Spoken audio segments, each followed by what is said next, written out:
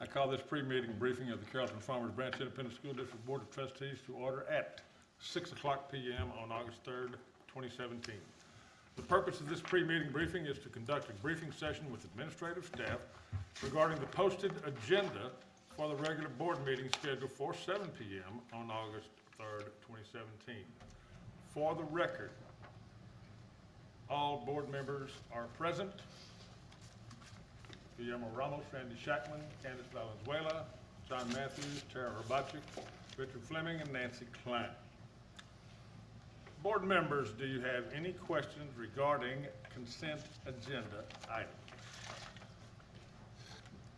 I have one more. On the policy item, there was a section in there about charter, and I didn't pull up the documents, but it, The TASB policy updates? the TASB policy updates, and it was talking about charter programs at school. Are those programs meaning like an IB program that would come into how those are presented to the district? And I might be using incorrect terminology there. Let me open up. Let's get that item pulled up. Okay. Can you sign that, Sharon?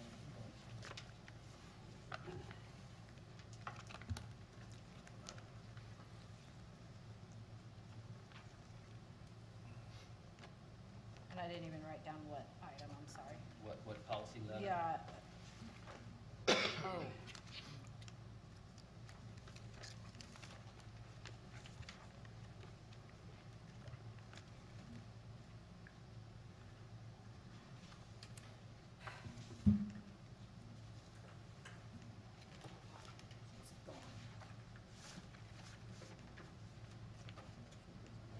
It's gone. Okay, I'm Yeah. sorry, our Wi-Fi is going on this computer, so I can't get access. I'm looking.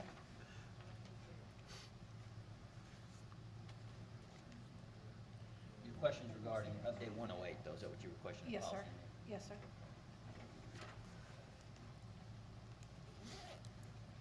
I just didn't know how those, here we go.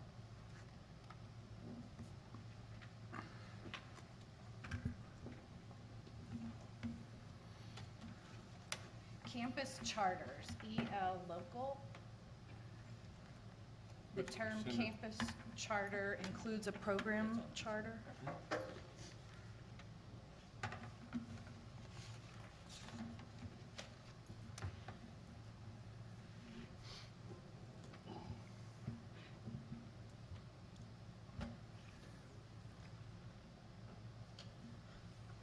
And it was consent agenda item P.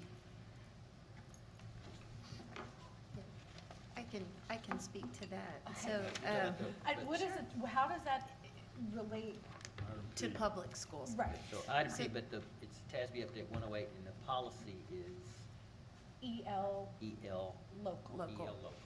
So, we have the provision, the policy allows and state law allows that a district can choose to operate a charter school within the confines of the school district. So there are some school districts in our region that may open a charter school as part of their district and partnership, but that is able to take advantage of some of the charter provisions that remove certain regulations. So we do not currently operate any charters within our district, and at this time would not be recommending that as a path for CFB, but that's why that policy provision is there. Okay, so it's not related to like a program, right, Correct. that we have in Correct. our schools. Okay, thanks. Board members, Mr. Fleming? Yes, 4CC9, consider approval of selection of chief of staff. Not on consent, so That's- we'll talk about that We're doing in open consent meeting. agenda. Thank you, sir. Mr. Matthew, just a simple little clarification. We are renewing our extension for armored car services. Can we refresh us? I know we do some from the, when do we use those services, as in case anybody asks? Question. Ms. Tillman? We have scheduled pickups for all of our campuses as well as athletic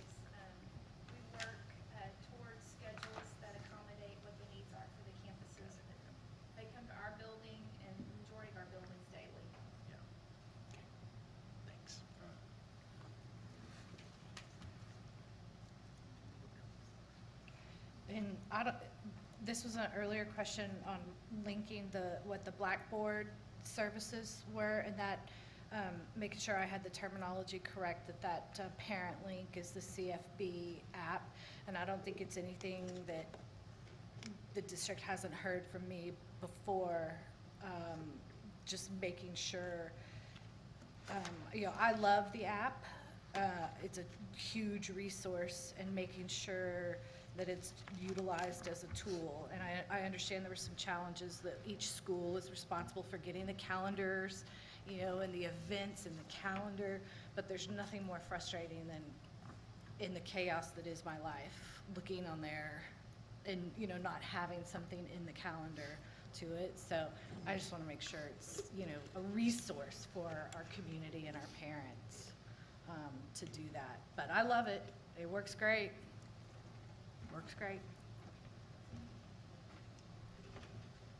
Any other items, board members, for discussion?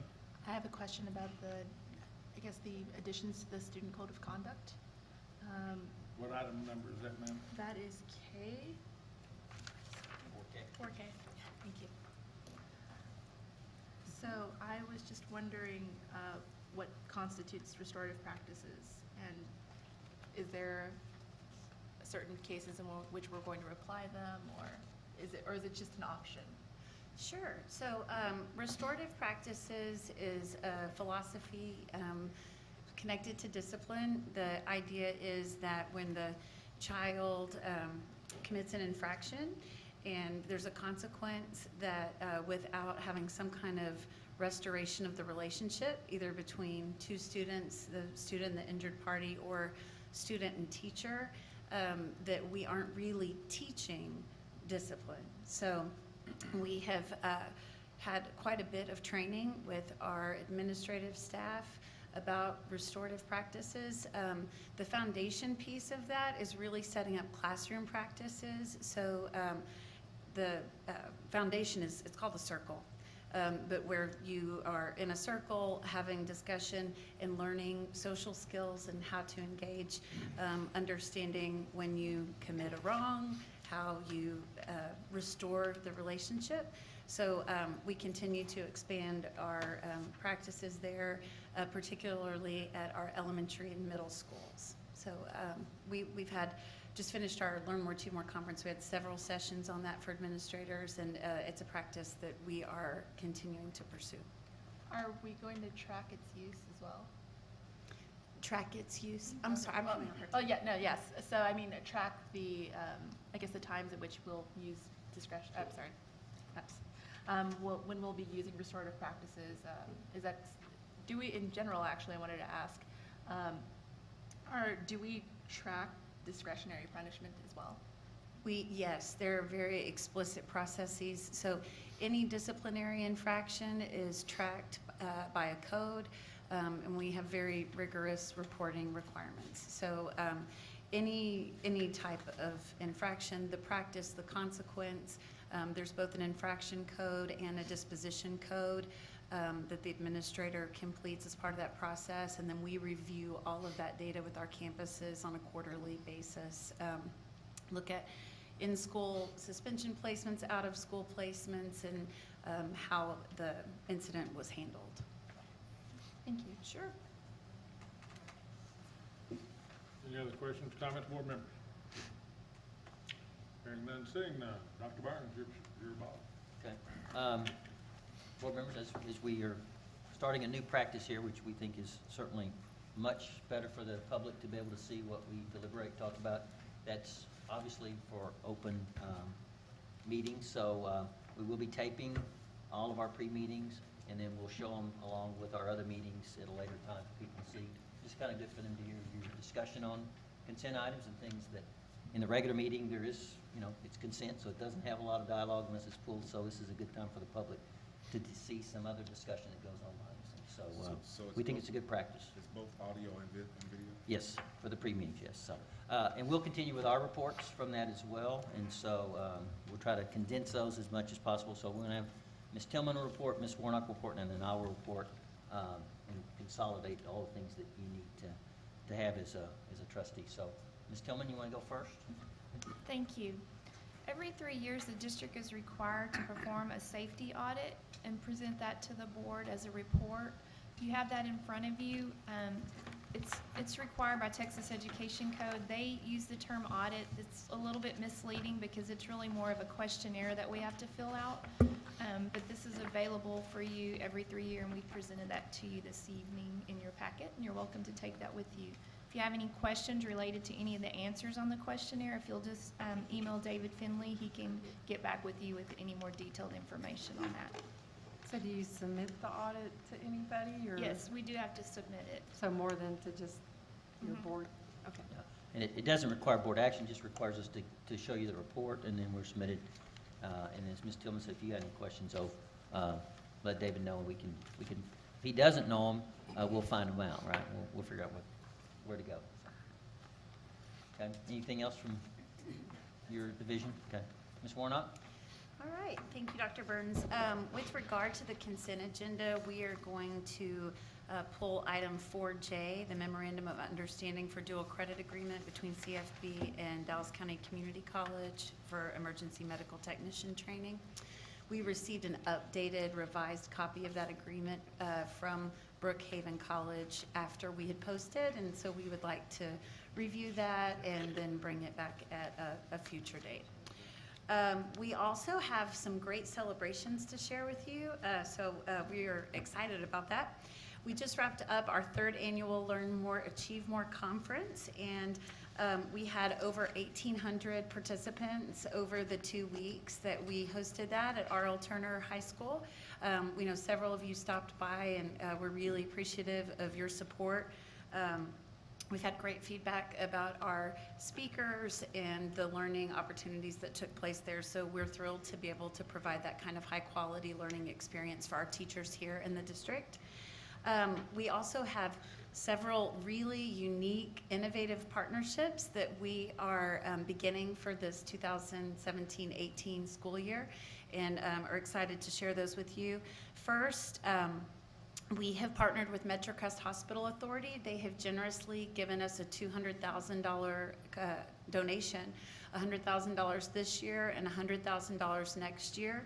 That has enabled us to help them fulfill critical needs in the health occupations.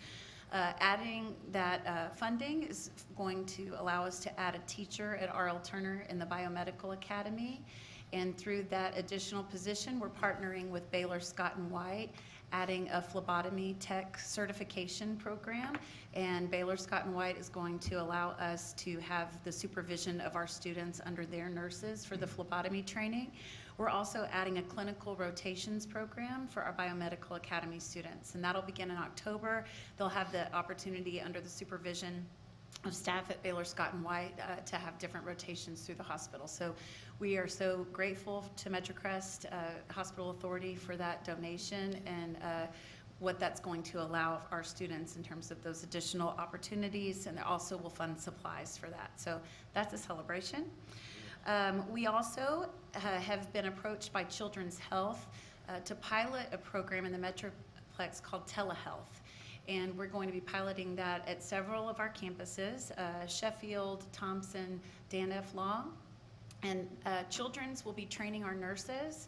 And what the program allows is for parents who are working, a child comes into the clinic, they're ill, the nurse can call into Children's, have a doctor, with the parents' permission, of course, a doctor there. There's scopes that they can look at the throat, look in the ears. So for things like strep throat, pink eye, the doctor can phone in a prescription.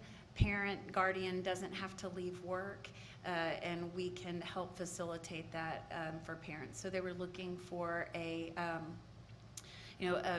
area that has some economic challenges and want to support our working parents. So we're really excited about that partnership and that we were asked to participate with Children's. Another partnership, we're continuing this next year. LBJ Infrastructure is just generously offered us a $40,000 continuation for our middle school maker spaces. So we launched that partnership this year, And they were so pleased with the results and what they've seen that they have offered to extend that for another year. So $40,000 contribution from LBJ Infrastructure. And finally, we were invited to apply this spring to be a part of the Dynamic Learning Project. There were 50 schools from across the nation that were selected to participate. So 50 schools across the nation. Across the United States Across of the America. United States of 50 schools America. total. 50. Okay, go ahead. 50. And it is a partnership between Google, Digital Promise, and the Ed Tech team. They were looking for schools that were have traditionally underserved populations to help close the digital divide. They wanted to partner with districts that already had innovative programming in place and infrastructure in place that they could help further push. So we were approached and asked to apply. We applied, and all 6 of our middle schools were selected to be a part of the partnership. So out of 50 schools across the United States, 6 of those are in CFB. That, It is. folks, is incredible. It's incredible, and it is about a $400,000 grant. Google is funding a digital coach at each of the 6 schools. They're our own staff. So they are buying essentially a teacher out of the classroom for 1 year to serve as a coach to help further innovative practices. All 6 of our middle school principals and those coaches just traveled for a week to Google headquarters, where they received world-class training from Google Digital Promise and the Ed Tech team. And then Google's going to be sending teams here to follow up, and it'll be an ongoing partnership. So we're really excited about the opportunity that that's going to provide us here. So wanted to share the great news about what's happening this upcoming year. That is good news. Great stuff, yeah. Yes, thank you, Ms. Warnock. Board members, just a couple of logistic things for you is we've consolidated, if you've seen, the pre-meeting notebook and the regular meeting notebook together. Okay, so as before in the pre-meeting, you had correspondence that we shared with you. There are some in there, so we ask you to look at those and you can put them back in. But there are things that are required reporting and notifying you that we have made reports. Those will continue to be in this notebook, which is now the pre-meeting and the regular meeting notebook for you, okay? In addition to that, there's a calendar of events in your notebook, in your tab. There are 2 copies. There'll always be 2 copies in there. One for you to mark on if you hadn't had a chance to RSVP and you want to tonight. You can just mark all over the calendar, yes, and then hand it or leave it in your notebook, and we'll take it out of there for you and make sure you are RSVP, okay? Just in case your busy schedules, you didn't get a chance to send back an email response. And you can take one of the calendars if you want to as well. There'll always be 2 in there for you, okay? Board members, you know we have 4 work studies a year with the board. This year, of course, we'll do our standard update on our district plan, get that ready going in September. We'll always have a resource allocation budget, and then we'll have a Vision 2020 update. So the 4th one, we'd like some input from you guys on. So we'll be sending you a survey in your Monday correspondence, and there'll be some items we've already marked that for consideration, but if you have one and it's not on there, feel free to, put it in the open spots. But we really want to get your feedback on what that 4th study topic might be of interest to you, okay? And then finally, school year's about to start, August 28th. Teachers come back August the 21st. As you heard from Ms. Warnock, they're already back. Our teachers really never stop working all summer in training and continuing to perfect their craft and also do whatever they can do to make sure that they can deliver the best instruction for their kids. And as you know, every day we do convocation. And over the years, we've tried to make convocation exciting and upbeat and a back-to-school rally. And it's always been a positive, but we do get feedback sometimes that it is time-consuming, and we do lose some time in that process. So this year, I'm going to be wearing a Flash T-shirt, and I'm going to go to 45 campuses and give them their own individual convocation at their campus. So they get that 2.5 hours back, and I'll be there for 15 minutes, 45 times. So there's one convocation 45 times that we're going to do, okay? Because we just feel like it's the time they want back. We're calling it Make Every Minute Count, and we feel like they will get some minutes back for their planning. They'll get some minutes back with their staff and what they're working on versus the time it takes which is not necessarily a bad thing, the time it takes to come, but it is time consuming. Now, I haven't promised them that we'll do that every year, because we do believe there's power in coming together as a team. So we might make that an odd year and even year kind of trade-off with them. So we'll see what feedback we get for this year with it. With that, we're going to send you the schedule of where I am, and we'd love if you can come to one or as many as you want to. They're short, so I'm only going to be there 15 minutes, but would love to introduce you and recognize you as your service to the school district. So you got 45 choices from beginning of the day till the afternoon, but we'll send that schedule out to you on Monday, and all for the week. Yeah. No, it's spread out over a couple of weeks. Let me clarify my flash intentions. I thought you were doing it in one day. Yeah, no, that would be 15 seconds maybe to get there, but no, it's just something that we feel like we want to give back to the campuses, because time is so important at the beginning of the school year. So this is time they can use back on their campus.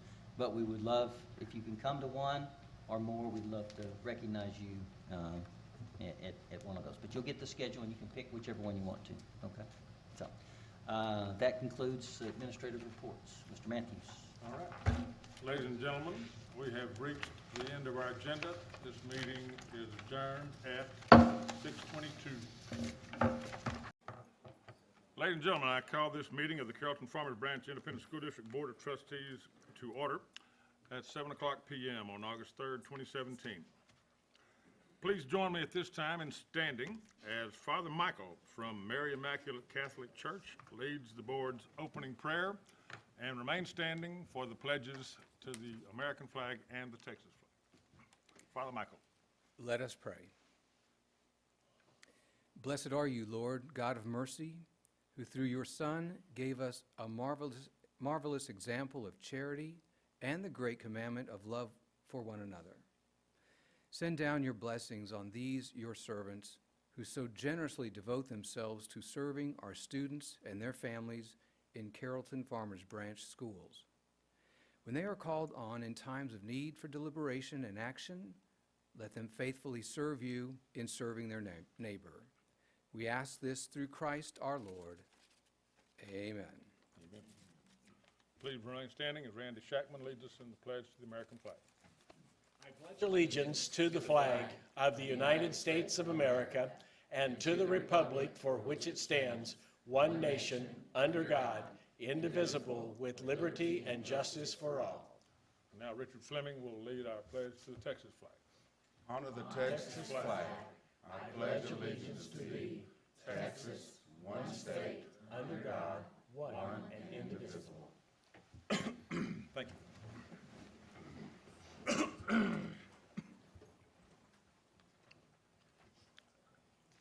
As a district, we dedicate all our efforts and resources to our goal of high achievement for each student.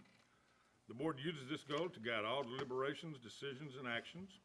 You will get to see all deliberations, decisions, and actions of the board in open session, with the exception of some items which may be discussed in a closed session, as stipulated in the Texas Government Code, Section 551, commonly known as the Open Meetings Law. These items typically deal with personnel matters, consultation with our attorney, and real estate. For the record, board members present are Nancy Klein, Richard Fleming, Tara Herbachik, myself, John Matthews, Candace Valenzuela, Randy Shackman, and William Ramos. We do constitute a quorum and may conduct business on behalf of the district. As required by Board Policy BBD Local, let the minutes reflect that all board members have met or exceeded the number of continuing education training hours required for 2016. And now, ladies and gentlemen, before moving on to the next agenda item, I would like to remind you that the board encourages comments from citizens of the district and from district employees. Anyone wishing to speak either as an individual or as a representative of a group may do so during agenda item number 3, audience for guests. Please submit your request to do so on one of the forms provided on the table just outside the boardroom door. You may place the completed form in the box provided on that same table, or present your completed form to Administrative Assistant Ms. Sharon Scrivener, When the board addresses item agenda number 3, audience for guests, you will be invited to the podium to speak to the board. We will now move to agenda item number 2, student achievement presentation. Dr. Burns. Thank you, Mr. Matthews. Members of the board and our audience, welcome. You know, there might be money in these front chairs underneath them. I'm not sure. But one day you might just check them and see. You never know. But no, thank you for being here. You know, and although school has not started yet, learning has not stopped. And we had a lot going on this summer, which you'll hear more about. But also the main thing is the first thing on our agenda, and that's to talk about student achievement. And student achievement kind of starts with how do we get them ready and get them back into school. And so tonight's really about a preview and a review of what all is involved in getting school started. So with that, I'll turn it over to Ms. Warnock. Thank you, Dr. Burns. Each year, we have a theme that runs through our student achievement presentations. And this year, we're going to be talking about why we choose public schools, why we choose CFB. So choose public, choose CFB. We provide more robust opportunities in our public school district than those charter schools and other options. And so we want to highlight that for our public to understand that we understand parents have a choice when they make a school decision, and we believe they should choose CFB. So to kick off, as we're headed back to school, we are so excited to welcome our 25,000 plus families back here in just a few short weeks. And it's my pleasure to turn it over to Ms. Smith to share about our processes as we help students back in that have chosen CFB. Thank you, Ms. Warnock. Good evening, members of the board. As you know, we've just completed week 2 of Learn More, Achieve More. We have a bumper crop of new and returning staff members, and the excitement for the new school year is palpable. Take a look at what our security department found as they were looking at security footage.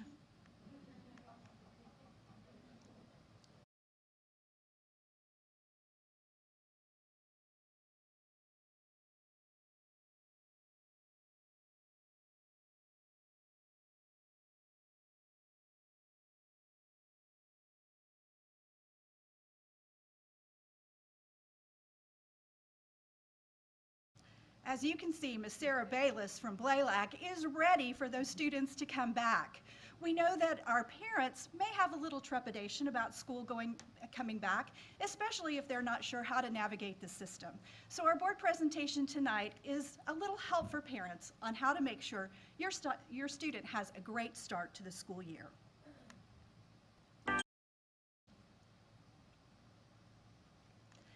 First of all, to get students in school, we have to have them registered. A lot of our parents already took care of that last year. If you haven't, it's not too late. You'll want to go to the district website at cfbisd.edu/back. It's going to give you all the information that you need to be successful. So there's an online part, and also you'll be asked to come onto the campus to bring the information that they're needing to finalize that registration. To ease parents' entrance into schools, all of our elementary schools will have district-wide registration on August 17th from 8:30 to 11, and then again from 1 to 3 in the afternoon. Campuses may also have second and third dates for their campus and their parents to take part in, but you'll have to look at the school's at the school website to be able to find additional dates. For secondary registration, they do a little bit more one-on-one hand-holding and making sure that they're in the right classes. So you'll want to see the campus website for exact dates and times and phone numbers if you want to make a phone call to the campus. When you take in all of your documents, you'll be asked to bring in some items about student health.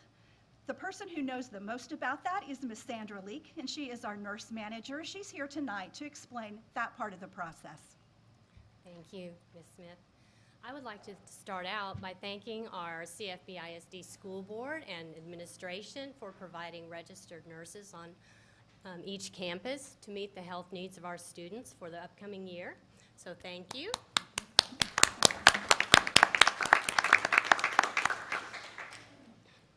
For parents, if your child has a specific health need, please see the nurse on your campus so that an action plan may be developed to meet your child's need during the school year. If your child needs to carry an inhaler or an EpiPen, please see your school nurse for the self-administration form. In order to self-carry medication on the campus, the self-medication administration form requires the parent and the student to acknowledge the appropriate use of the medication.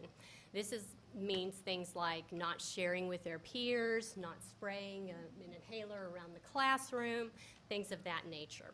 It also requires that the physician sign that he or she believes that the student is competent to self-administer the medication. And for student safety, we always recommend that a backup be supplied to the clinic in case the medication is lost or runs out during the school year.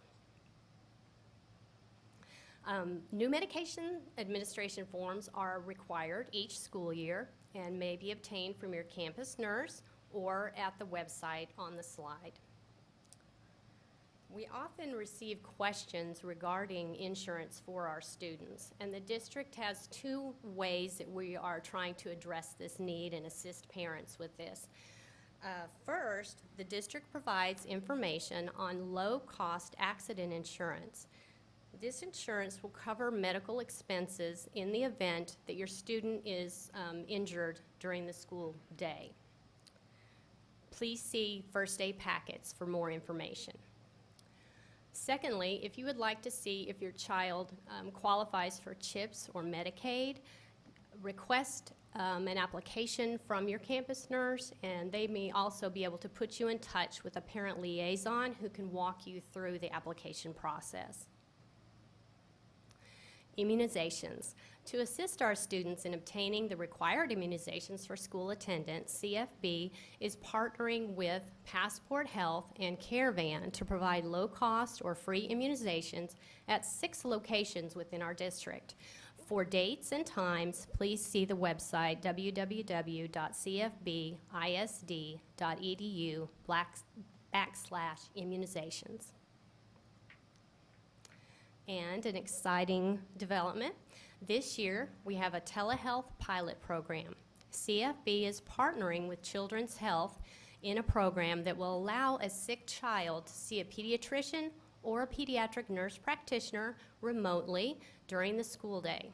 This will allow the student to receive prompt care and the parent to remain at work. Participating schools for this year are McWhorter, Sheffield, McLaughlin, Strickland, and Long Middle School. If your child attends any of these campuses, you will be receiving more information about this exciting program. And lastly, physicals for athletics. A physical is required each year on the UIL form. Please see your coach, athletic trainer, or school nurse for the required form. Care Now is offering special pricing for athletic physicals. No appointment is necessary. They are open 7 days a week with 29 locations in the area. For more information, see www.carenow.com. Thank you, Ms. Leek. We also want to make sure that parents know about our great food and nutrition department. So here with us tonight is Ms. Rochelle Sharon, Director of Student Nutrition. Thank you, Mrs. Smith, and thank you, Board. We've all heard that a hungry child cannot learn. To ensure that students are well-nourished and ready learners, CFB offers breakfast and lunch at all our schools. In addition, we know that the dietary habits of our students are varied and diverse. To accommodate this, you'll find many choices of meals in our cafeterias. The elementary menu offers a choice of 2 entrees at breakfast with juice, fruit, and either flavored or unflavored milk, while at lunch, elementary students will find choices of 3 different entrees offered with 2 servings of vegetables, a serving of fruit, with the choice, again, of milk as a beverage. Breakfast in the middle and high schools hopefully has something for everyone with a lineup of 10 entrees offered daily. At lunch, middle school students are greeted with a choice of 4 entrees in addition to those vegetable and fruit side dishes and milk. An interesting tidbit is that the food service industry is reporting trends in which customization is driving the demand for build-your-own bowls, particularly in the younger consumers. And according to that data, 50% of the Generation Zers place a high importance on the ability to customize their meals.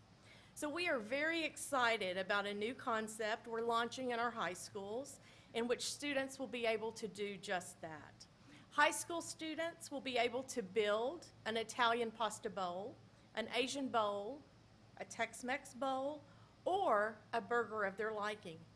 This concept offers many choices for grains and breads, proteins, and sauces, making well over 100 entree combinations available during the week. Hopefully by now, you're wondering how you can determine what items are on the menu on a specific day. And the good news is elementary students will receive a copy of the menu in their first day packets to take home. In addition, printed menus are available in all cafeterias for students to pick up a copy. While we know that it's traditional for that elementary student to place the menu on the refrigerator and empower them to make choices each day, we also find that many of our customers utilize our electronic menus that can be accessed through their phone with the NutriCafe app or through a computer at cfbisd.nutrition/menus.com. The NutriCafe application assists students in making healthy choices and appropriate menu selections for various dietary needs or food allergies that they might have. It's a great tool which empowers parents to also assist their students and guide them in making good choices when they attend school.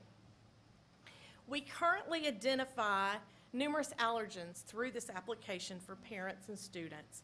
We identify milk, eggs, peanuts, wheat, shellfish, fish, soybeans, tree nuts, pork, strawberries, red dye, MSG, corn, and our vegetarian dishes.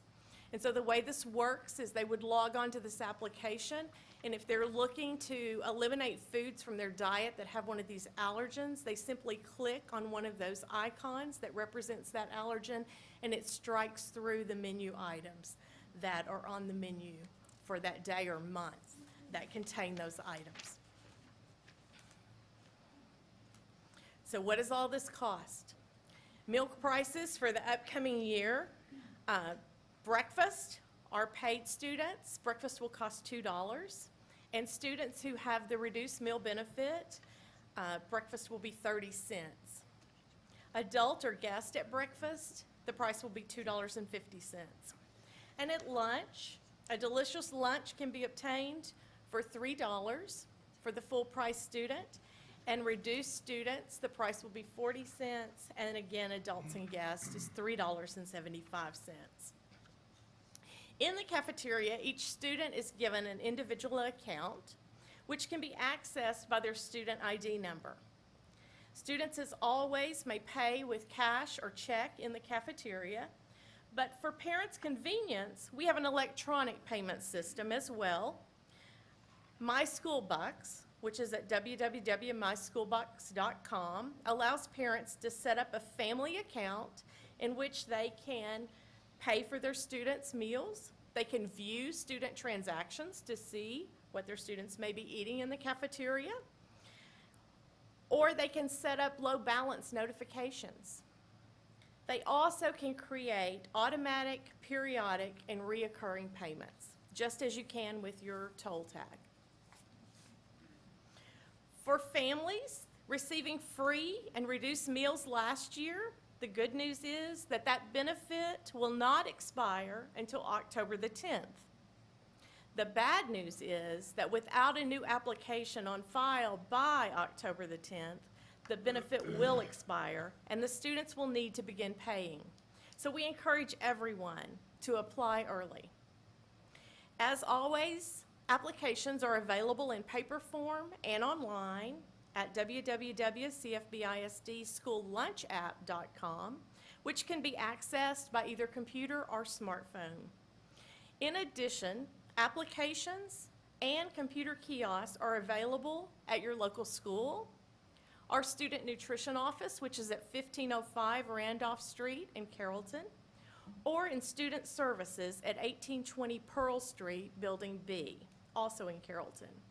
The staff at these locations are trained and more than willing to assist any parent with the application process. Again, we want all students to be well-nourished and ready to learn, and we look forward to seeing them in our cafeterias. Thank you. She's right. Our school employees are there to help. We have been having parents all the time over at the ESDC. We have somebody available either at the schools or ESDC to sit next to the parent should they need any help with the computers. So we invite the public to come on and let us help you if you need it. And of course, Dr. Burns talked about August 28th, 2017, our first day of school. Our elementary times will be 7:40 to 2:55. None of these are changes for this upcoming school year, same that you have known before. Remember, pre-K is in that first line because we do have 4 schools that will have full-day pre-K this year, and they will go the same school times as any other kinder through 5th grader. If your child is attending a school that will have part-time pre-K, there is a 7:40 to 10:40 session or an 11:55 to 2:55 session. The campus principal will help you to know which section your child will be attending.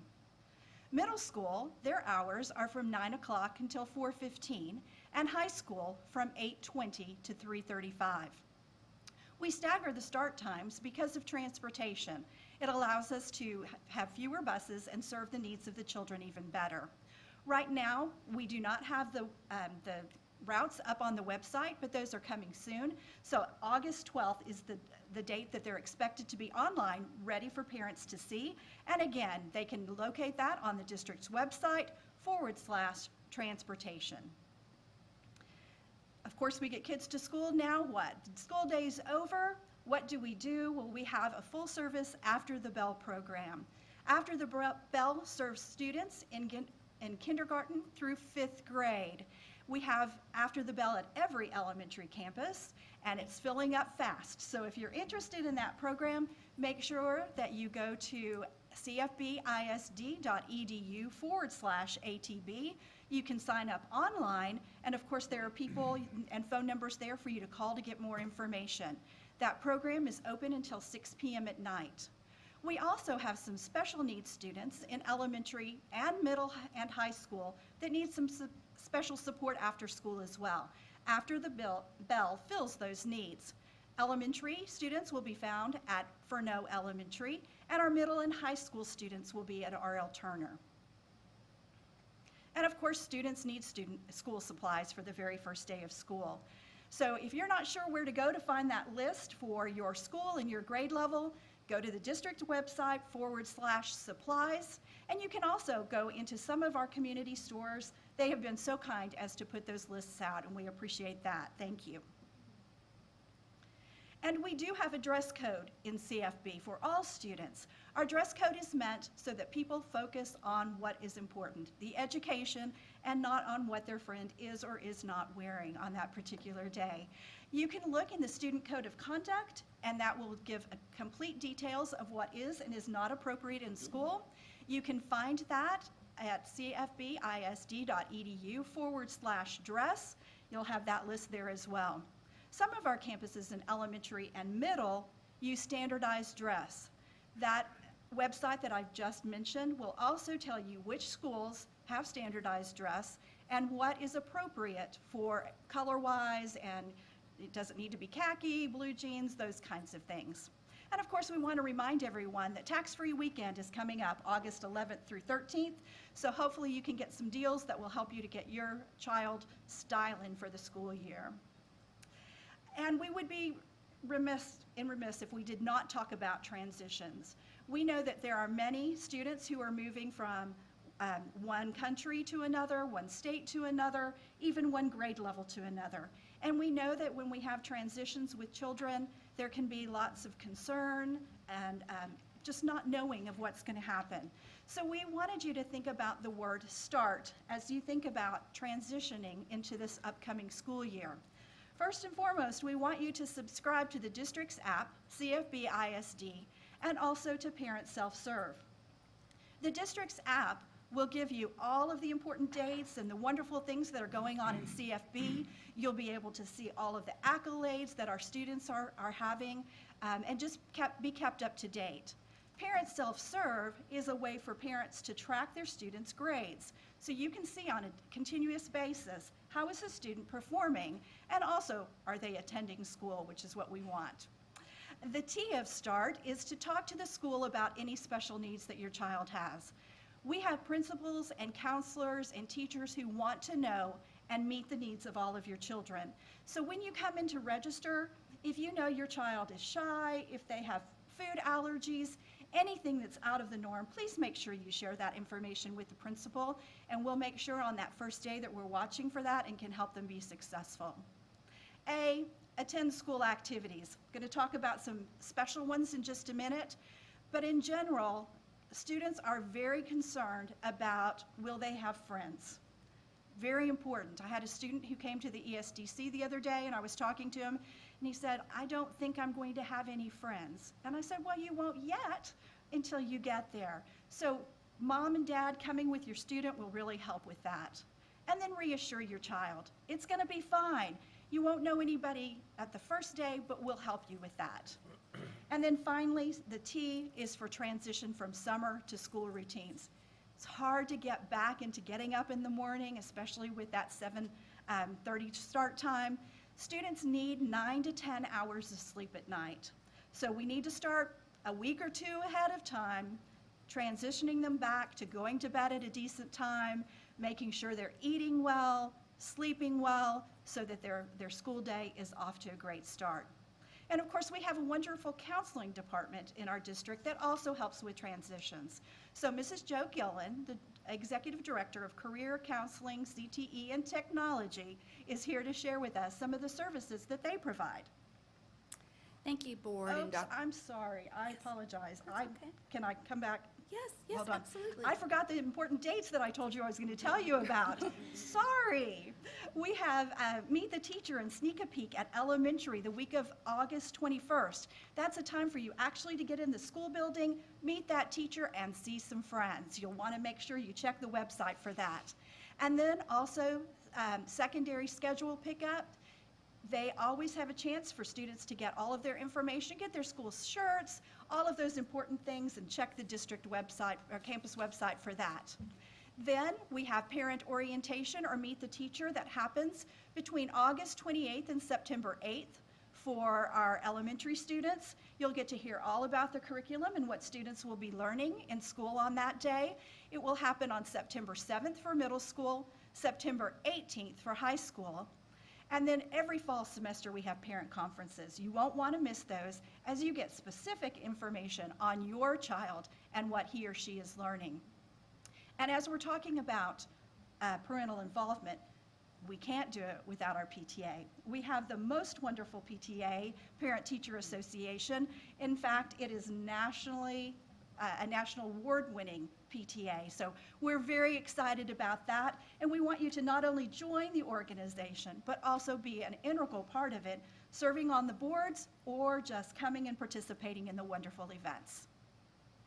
And then finally, we do have a goodbye zone in schools, and let me explain, that's in the elementary school. You know, sometimes it's the parents crying, sometimes it's the kids crying, but in our elementary school years, it's really hard to say goodbye.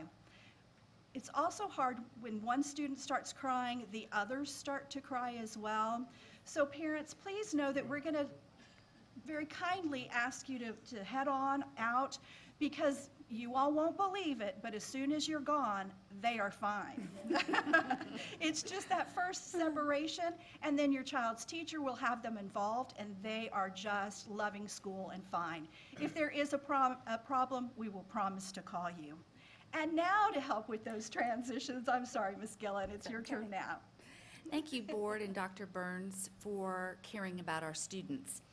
In CFB ISD, we understand that our students' ability to achieve is impacted by their social and emotional well-being. It is the goal of our district's counseling department to ensure that students receive both academic and emotional support throughout their educational career. Our elementary counselors seek to provide our youngest students with numerous tools needed to adapt and thrive in the school setting.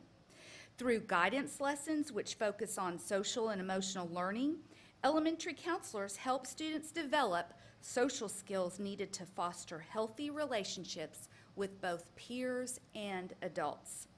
Counselors also work with students individually and in group settings to provide specialized interventions for specific areas of concern. At the secondary level, counselors continue to provide emotional support while also assisting students with academic concerns such as scheduling, graduation requirements, and college and career readiness. For both elementary and secondary, in keeping with supplying our counselors with exceptional resources, our guidance committee has developed lessons which address many of the issues facing our youth today. In addition, Texas law mandates that counselors provide preventative guidance on topics such as bullying, suicide prevention, teen dating violence, and drug and alcohol awareness to provide students with the skills needed to effectively navigate those very difficult situations. We know that guidance and group meetings with students helps to further social and emotional growth. It is our goal to continue to provide a safe haven for our students, as we know that school for many is a place where they feel welcomed, loved, and nurtured. Due to the large number of students served on each campus, school counselors are only able to work with students and families on a short-term basis using solution-focused therapeutic strategies. For those individuals requiring longer-term or more intensive treatment, our department has compiled a list of area agencies and resources for referral. The list is available from campus counselors and is also located on the CFB website under the Counseling tab. In addition to educating and supporting CFB students, our department also is invested in providing educational opportunities to our CFB parents. Our department will be hosting 4 parent education events this school year on topics such as current drug trends, mindfulness, internet safety, and college preparation. These events are held in the evening, and both childcare and Spanish translation will be provided. Date and time information for the sessions will be posted on the CFB webpage and publicized at all school campuses. Our CFB Central Office counseling team provides support for staff, students, and parents. They are available to answer any questions and provide referral information prior to the start of the school year. Once classes begin, parents and students are encouraged to contact their school's campus counselor directly for assistance. Thank you. And so hopefully, now that you have all of this information as parents, you can join us in our excitement of going back to school.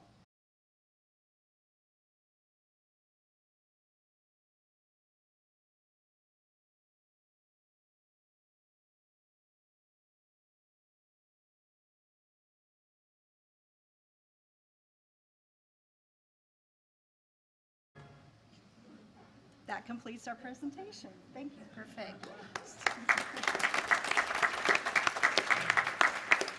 So when we ask, why choose public, why choose CFB, certified after-school care, build your own bowl in the cafeteria line, support for families, certified counselors, a robust information network through our website, a focus on the whole child and the social emotional needs, and parent education and parent support is all part of what we offer and why we choose CFB.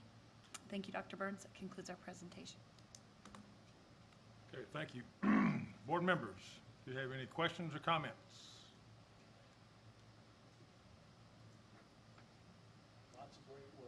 Lots of great work, absolutely. I do have one question. Ms. Leakey, do you happen to know the price of those athletic physicals that Carrollton is going to provide off the top of your head? Through the end of July, it was, I believe, $19. I don't know if they're going to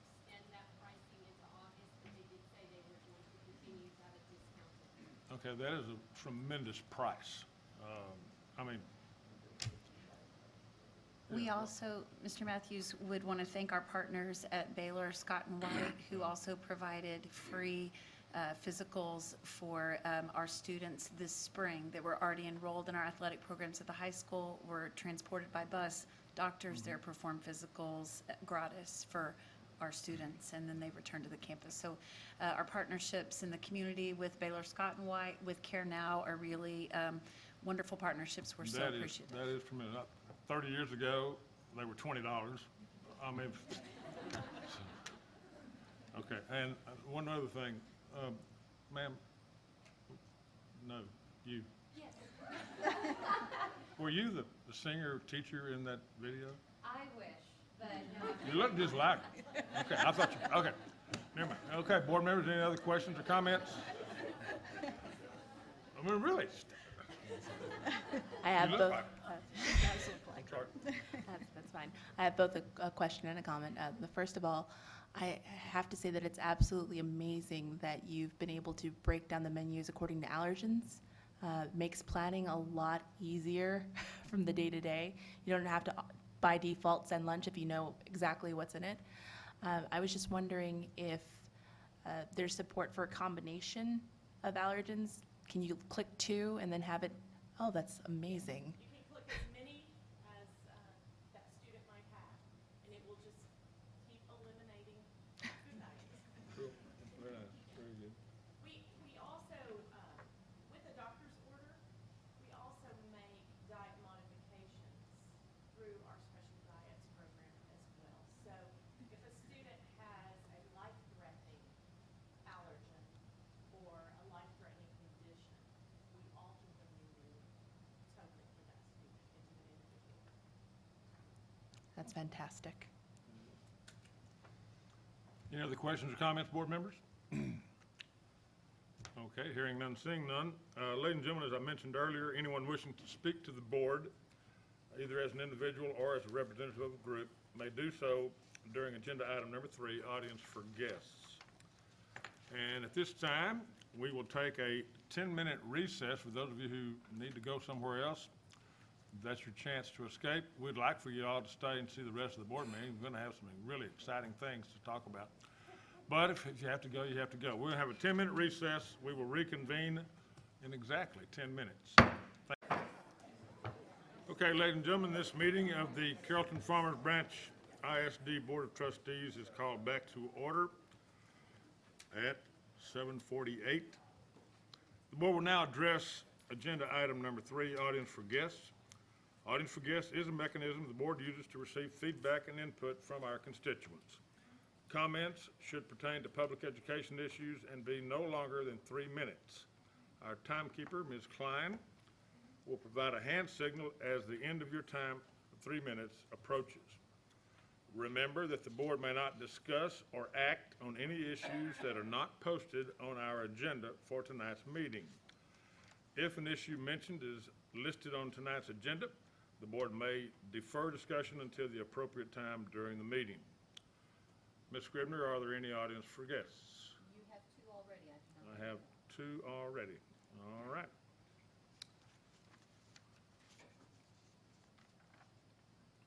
Our first speaker, John DeLorme.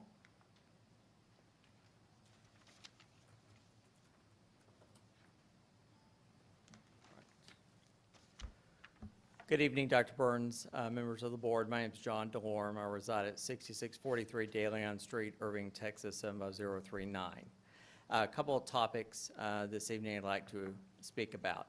First, I'd like to thank Dr. Burns and the board and the school district for partnering with MetroCrest Services with the summer food program. I know there's needs everywhere, and this was a vital program. There was a gap in our district, however, on the west side. There was not a west side location, which I reached out to all the board members concerning that. I would like the board and Dr. Burns to send a letter to Irving ISD and the city of Irving for basically bailing us out. Irving ISD paid for the summer food program in North Irving at Cimarron Park Rec Center in Carrollton-Farmers Branch ISD. So I'm very grateful that they paid to serve our students in our school district this summer. But next year, I would like to make sure that all of our students and taxpayers have the same equal level of service that we're paying for, and there's a West Side location. I know that Landry Elementary School is a good centralized location for this program and would serve the most in-need students on the west side. We don't contract out food service like other districts to save money, so I would expect this school district, if our taxpayers are opening schools on the west side and we're paying for that, then we open Landry Elementary School. We have our employees in that cafeteria serving lunch for our students in our district. Because Irving ISD next year may not bail us out. So I think that Dr. Burns and the administration needs to think about next year to make sure we're covered in case Irving and the city of Irving, Irving ISD and the city don't come to our rescue next year. Because there is a need everywhere, particularly on the west side in Valley Ranch that has all of the low-income apartments there in our student population. So we need to look in the future on that. And I've consistently been a supporter of term limits. I'm glad that there's something on the agenda about that. I would urge the board to put on the ballot a term limit item so the voters in the district can choose yes or no if they would like term limits at the school board level. Just like the board did with the TRE, I think the voters ought to have an opportunity to say yes or no on term limits. And I hope that we get that opportunity. So thank you for having an agenda item for that.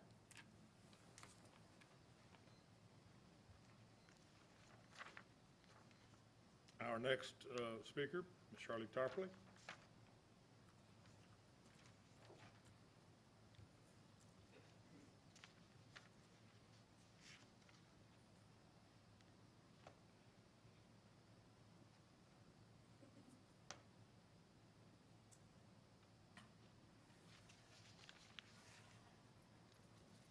Good evening, school board members and superintendent. My name is Shirley Tarpley, and I live at 1507 Milam Way, Carrollton, Texas.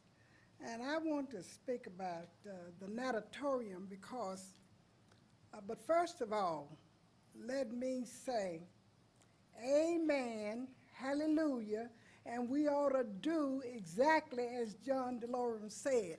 Put term limitation on the ballot for the citizens of Carrollton and Farmers Branch to tell you, we don't want you to stay there till you die.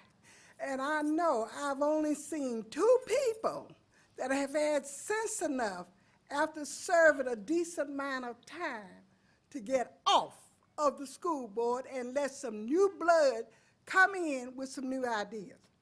Now, the next thing I want to say is I certainly appreciate all of the work that has been done on the natatorium and the swimming pool. They said they were going to open August the 1st. Now, my birthday is August the 2nd. So I said, ooh, isn't this going to be nice for my birthday? So I go down in my bathing suit, ready to get in the swimming pool. Nothing was done. Disappointed as I was, because, you know, I don't look good in a bathing suit. So I shouldn't be anywhere out in the public, you know, in a bathing suit except at home. So nevertheless, I was embarrassed. But I just went in to talk to Miss Renee to tell her how disappointed I was. And I ate up all of the M&Ms that was on the table because I was disappointed. So, but the work that I saw was very good. And I am so excited about it that I don't know what to do. But the only thing that I am disappointed in is the fact that the handicap doors are not going in. I think we waste enough money that we can put in those handicap doors. And that's what I'm looking for. But I think I made the mistake, and I told everybody down there, I made the mistake of telling y'all that all of the workers and the staff was instructed when somebody handicapped walk in that door, they ought to immediately get up and get those doors open. And I apologized to them. I said, if I hadn't made that mistake, then they would have put in the handicap doors. So I'm going to still be looking for that. Thank you for listening.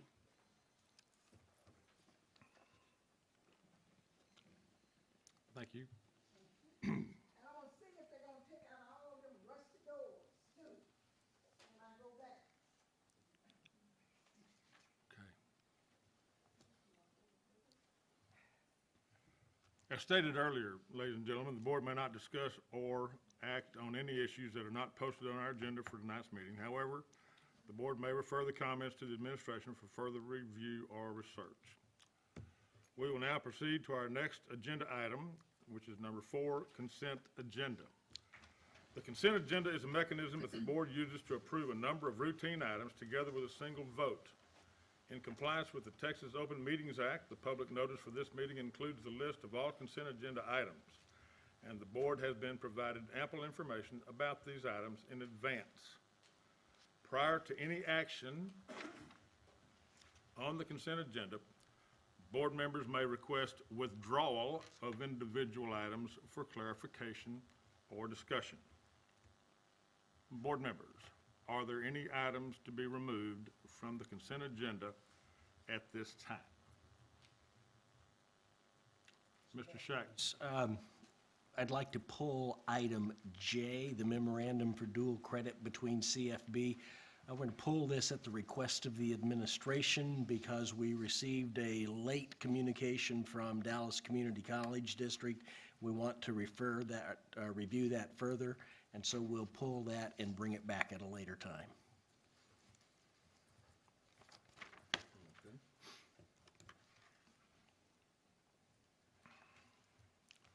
Any other items? Ms. Klein? If no one else has any items to pull, I would like to make a motion that we approve the consent agenda minus item J. I have a motion from Ms. Klein. Do I have a second?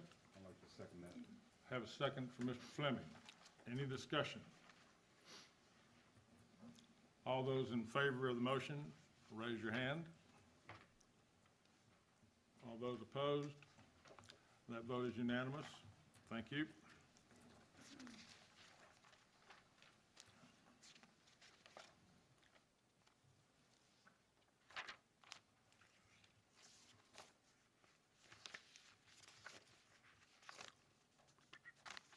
Our next agenda item is number 5.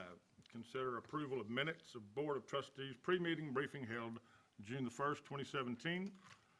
Board members, this item is marked for action. Do I have a motion regarding this item? Ms. Klein. I would make a motion to approve item number 5 for the approval of the minutes of the Board of Trustees pre-meeting on June 1st. Have a motion from Ms. Klein. Any second? Have a motion from Ms. Valenzuela. Any discussion? I have a question. Yes, ma'am. I had a theory that they were separated because some of the board members weren't board members yet on June 1st. Am I correct? Is that why the two items are separate between the pre-meeting and the They were separated meeting? before because we did 2 separate meetings, so the minutes are really reflected as 2 different agendas. You had a pre-meeting agenda, and then you had a regular meeting agenda. So they're listed separate. There's minutes for both. Okay.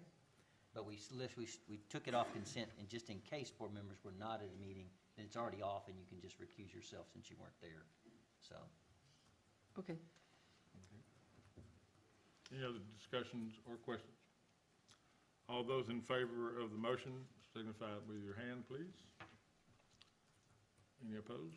That vote carries 7-0. The motion carries. Our next agenda item is number 6, consider approval of minutes of Board of Trustees regular meeting held on June 1st, 2017. Board members, this item is marked for action. Do I have a motion regarding this item? Mr. Shackman? Matthews, I recommend that we approve the meeting minutes, item 6 from the meeting June 1st. I have a motion from Mr. Shackman. Do I have a second? I have a second from Ms. Robachick. Any discussion? All those in favor, raise your hand. That vote is unanimous and carries. Our next agenda item is number 7, consider all matters related to endorsement of TASB Board of Directors nominations. Board members, this item is marked for action. Do I have a motion regarding this action? Well, What are the endorsements? I mean, who are we? Do we have, Yep, there's one in your packet. Well, Mr. Matthews, I might. Contacted by him oh, okay. or not, but there's one of the candidates has sent you information asking for that currently it. endorsement. Okay. The Grand Prairie one. Ah, okay. Go ahead. It's been the typical practice of the board, if you're familiar with that, and Right. one of you may want to move forward with endorsing that, or if you don't know them, then certainly the board doesn't have to take any action Yeah. to endorse any candidate. I'd like to make a nomination that we consider all matters related to an endorsement of TASB Board of Directors nomination. okay, I have a motion from Mr. Fleming. Do I have a second? I think we might want to specify the name. Are you looking that up? I was going to look it up if you wanted me to. I believe Ms. Scribner has that. Ms. Scribner, do you have that? Let's see if I win. Nope, I went past.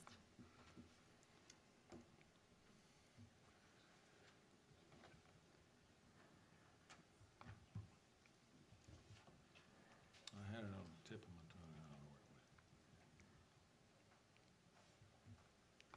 went. It is Well, all we're saying is we consider. Donald their Gant. nomination. Donald Gant, From DeSoto. That's DeSoto. what I thought, yeah, okay. and his information, I believe, is attached for the board members. And he's currently serving, is my understanding. Yeah, I believe Yes. he's seeking reelection. Election. So you want, Second? you made the initial motion. You want to Yes. change that to mention his name? Well, his name is Donald Gant. Okay, so that's your motion. Your motion is that we approve Donald Gant? Yes, sir. Okay. Do I have a second? Second by Ms. Valenzuela. All those in favor, raise your hand. That vote is unanimous and the motion carries. Now we come to the good part over here.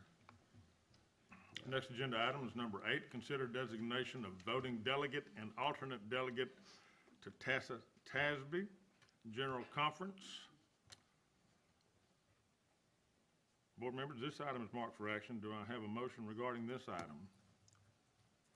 Ms. Klein, I hope you're making the right motion down here. Well, Is that right? I would take any input, Mr. Uh-huh. Matthews. What is your thought? Well, we have a sort of Tradition? tradition about this, all Yes, right? we do. Yes, Yeah. we do have Have the tradition. new members learned about the tradition? Yeah, newbies, Ms. Valenzuela, Ms. Robachick, have you heard about this? There's a 8-hour meeting that is open to the selected delegate. I can't think of two better candidates myself, personally. Okay, Typically, there's a delegate and then an alternate in case something happens to the delegate. but you both get to go. Absolutely. One gets to sit. In the down olden front. days, every once in a while, an experienced board member might volunteer to help, but looking Those around. were the olden days. This delegate participates in determining the All kind of important stuff. Policies and Absolutely. advocacy It's a big time agenda. deal. It really is. And you get a free lunch. It's here in Dallas. I We'll just, confirm there is no such thing as a free lunch. I just wanted to confirm that there was lunch. Yes, absolutely. Very, very nice one, too. So, Can I ask, Guillermo, did you get to go last year? I was, I think, the alternate. You were the alternate, see? okay then. So, Make the recommendation. You go ahead. go ahead, Mr. Fleming. Well,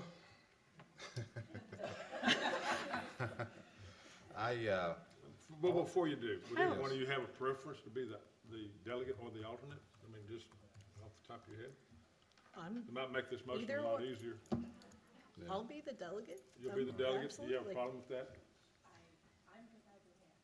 Okay. Should we flip a coin or? No, I'd like to make a motion Go ahead, Richard. that we consider Tara Hibachick as the voting delegate to the Tasby, and we consider Ms. Candace Valenzuela the alternate to Tasby. Have a motion from Mr. Fleming. Do I have a second? Second from Mr. Shackman. All those in favor, raise your hand. Amen. That vote is unanimous. Congratulations, Tara and Candace. And we will get a full report back after the meeting? Right. Yes, you have to give us, yeah, you do report back to us. What happened. We'll let you know if there's a cookie. Yeah. Okay. All righty. That went a lot better than I anticipated. Our next agenda item is number 9, approval of selection of Chief of Staff. Dr. Burns, your turn. Thank you, Mr. Matthews. Members of the board, I'm going to take you back a little bit, all the way to January of 17, and 8 months later, I know it may seem like we've been slow, but I'd like to refer to that as being strategic. There's a fine line, but as you know, when we have positions open, we are very careful in evaluation and analyzing our need. And so after 8 months of deliberation, we do believe it is in the district's best interest to have a replacement for Ms. Garza, who was our Chief of Staff in January. And so tonight, I'm honored to bring you that recommendation. But before that, you know, we have positions, but what makes a district worker, the people in the positions. And so we are very diligent, we are very intentional when we have a position of its importance, but most importantly, the person that we are recommending to fill it is the most important decision we make. And so I'm honored tonight to bring you our recommendation. I think credential-wise, you won't find a better candidate. It's rare that you will find a person with a PhD in educational administration, as well as a doctorate in jurisprudence and a licensed lawyer. And so the combination is rare. And so in a chief of staff, it's the combination that you are certainly excited about, having both the law side and the education side. And so I am honored to bring you our recommendation for chief of staff, Dr. Darrell Coleman. Dr. Coleman is here, and so we're asking for your approval of our recommendation. Any comments? Board members, this item is marked for action. Do I have a motion regarding this item? I'd like to make a motion Mr. Fleming, that we consider approval of Mr. Darrell Coleman as our new Chief of Staff. I have a motion from Mr. Fleming. Do I have a second? Have a second from Ms. Valenzuela. All those in favor, raise your hand. That vote is unanimous. Congratulations, Dr. Coleman. Huh?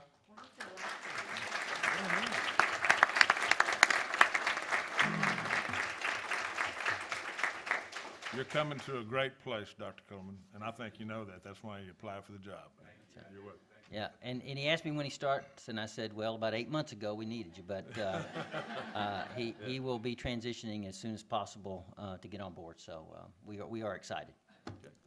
Thank you. Our next agenda item is number 10, report on annual meal benefits process and timeline for 2017-18. Dr. Burns. Yes, Mr. Matthews, members of the board, as you recall, we talked a little bit about back to school with lunches, and then also last year we had some really productive discussions about how do we continue to improve, how to get kids eligible. And so I think it was a request of the board, but also a real need for us to make sure that we are doing everything we can. And so we just wanted to brief you on the diligence of our staff to make sure that we get kids qualified and how we do that. And then also how do we handle with kids who may not be qualified and may need lunches, et cetera. And so we really want to bring to you tonight a really thorough understanding of our process to address hunger in our school district. We do take that seriously, and we do believe that kids that are hungry have a hard time learning, and we want to make sure that that's an obstacle we take away, is that they're not hungry so they can learn. And so I'm going to turn it over now to Rochelle, or is Ms. Tillman is going to start it off and then introduce our program. So, Ms. Tillman. Thank you. When we get started this evening, we just wanted to let you know in front of you, there's a copy of the presentation if you'd like to follow along with that, as well as the timeline that we will be reviewing. So those documents are both in front of you and available for your use. This evening, Ms. Kristen Hess, our financial coordinator for Student Nutrition Department, is here this evening to provide you with everything you would ever want to know about the extensive efforts that go into the application process here at CFB. Please know that work is being done year-round to ensure that we are doing everything we can to maximize all avenues available to get our students in need of meal benefits enrolled as quickly as possible. I'm going to turn it over to Ms. Hess now to go through all of the information that we have for you this evening. Ms. Hess? Good evening, President Matthews, Superintendent Burns, and esteemed members of the board. My name is Kristen Hess, and I'm here tonight as a representative of the Student Nutrition Department here for Carrollton-Farmers branch. And like Ms. Tillman said, I'm really excited, and it's my great pleasure to be here tonight to discuss our meal benefits and eligibility work taking place in the district. As many of you know, the Student Nutrition Department has many roles, including procuring food, creating menus, securing staffing, and performing all the general operations in the school's kitchens. But one very important role that we play in the Student Nutrition Department is operating the USDA Meal Benefits Program, or as it is more commonly referred to, the Free and Reduced Program. Everybody knows that the CFB ISD vision is that students learn more and achieve more. And everyone, and as much research has proven, we all know that a well-fed student is much more likely to do just that than if he or she were hungry. The Meal Benefits Program is in place to try to remove as many obstacles as possible to students having adequate nutrition in the school environment. One of the most fulfilling parts of participating in the Meal Benefits Program is not just knowing that we're feeding the children who need it, but the children who need it most. This program is vital to the Carrollton-Farmers Branch ISD School District in that it affects approximately 65% of our student population. For that reason, we want to make sure that every child in this district is advocated for by making an effort to attempt to get them on the program if they're eligible. To do so, we work to maximize all of the eligibility determination methods available to us to get students on the program, but also all the communication efforts that we can possibly make to make sure households know what their options are in terms of eligibility. These eligibility determination methods require tasks that occur on a daily, weekly, monthly, and annual basis, and we've prepared a brief timeline to discuss those different events with you and also the coinciding communications that take place. The timeline demonstrates, as you can see above and also in your handouts, board members, above the red line, you'll see all of the meal benefits events that take place across the course of the school year. Below the red line, you'll see the associated communication effort that we make across the district to ensure that households know what's taking place. A common theme that you will see throughout my presentation is that with each and every eligibility event that takes place, one or more communication efforts are made. I'd like to begin by detailing the benefit determination processes available in the district. One very common misconception in terms of meal benefit eligibility is that benefits are only established via an application. The truth about this misconception is that benefits can actually be established via 3 different methods. 2 of these methods don't even require the household to submit an application. When we place these benefits or a child is determined to be eligible, the communication effort that is in place is that we provide that household with a letter that shows them what their eligibility determination is. This is that letter. So if a child is denied for benefits based on the application submitted or they're directly certified, this letter is mailed to their household. If they are approved for free or reduced meals, this letter is emailed to them. So they receive it one of either of those methods. As you can see on this above, I actually created this for our meal benefits clerk so that she would know the steps involved in working through whether or not we could try and get a child eligible via one of the 3 eligibility methods. And as you can see, it gets quite convoluted. Fortunately, everyone that's involved in the meal benefits process for this district is very involved and is encouraging in terms of making sure that we get a child, if we can, on the program. The first of these 3 methods I'd like to discuss in a little more detail are the state-identified benefits, or as they're more commonly called, direct certification or DC matching. The population affected by this particular type of benefit are the students that are already eligible and participating in the Supplemental Nutrition Assistance Program, or SNAP, the Temporary Assistance for Needy Families, or TANF, and the Food Distribution Program on Indian Reservations, or FDPIR. This is approximately 43% of the eligible students in the district. The method by which we establish these benefits is that the Texas Department of Agriculture, or TDA, provides us with a monthly list the first week of each month. We go on and we retrieve that list, we match it against our students, and then we even go a step further to manually extend that benefit to their sibling in the household as well. This is performed again the first week of each month. No application is required by the household for these benefits, and any child who's determined to be state identified receives free meals. That state data for each new school year becomes available to us on July 1st, and it's processed usually in late July when the district team student data rollover takes place. Last year, as of the first day of school, August 22nd, 2016, 30% of our enrolled students were already qualified as state identified for free meals before the school year ever started and without submitting an application. As of today, because I thought it was important to check and give you the most current information, 20% of our enrolled student population is already directly certified with state identified benefits and does not have to submit an application. That is just based on our July DC matching data, so it'll rise again next week when we do our August direct certification matching. The next benefit that I'd like to discuss are liaison identified benefits. The population affected are the homeless, foster, and migrant students of the district, and that's approximately 100 to 130 students each year. The method by which these students receive their benefits are that the district-appointed homeless or foster liaison identifies the homeless and foster students, and the district's federal funds coordinator identifies the migrant students in the district. Once this is communicated with the student nutrition department, we manually apply the free benefits to those students. This is performed daily or as often as we are notified by those district-approved staff. There's no application required for these students, and once they've been determined to be eligible for liaison identified benefits, they receive free breakfast and lunch. The last and most commonly known benefit type are application identified benefits. This is also called online and paper application processing, and the population that's affected are the students of eligible households here in the district. That's about 57% of our eligible students in the district become identified by an application. Households submit their income information on these applications, their gross income information, and it's compared against income eligibility guidelines that are reestablished each year by the Texas Department of Agriculture.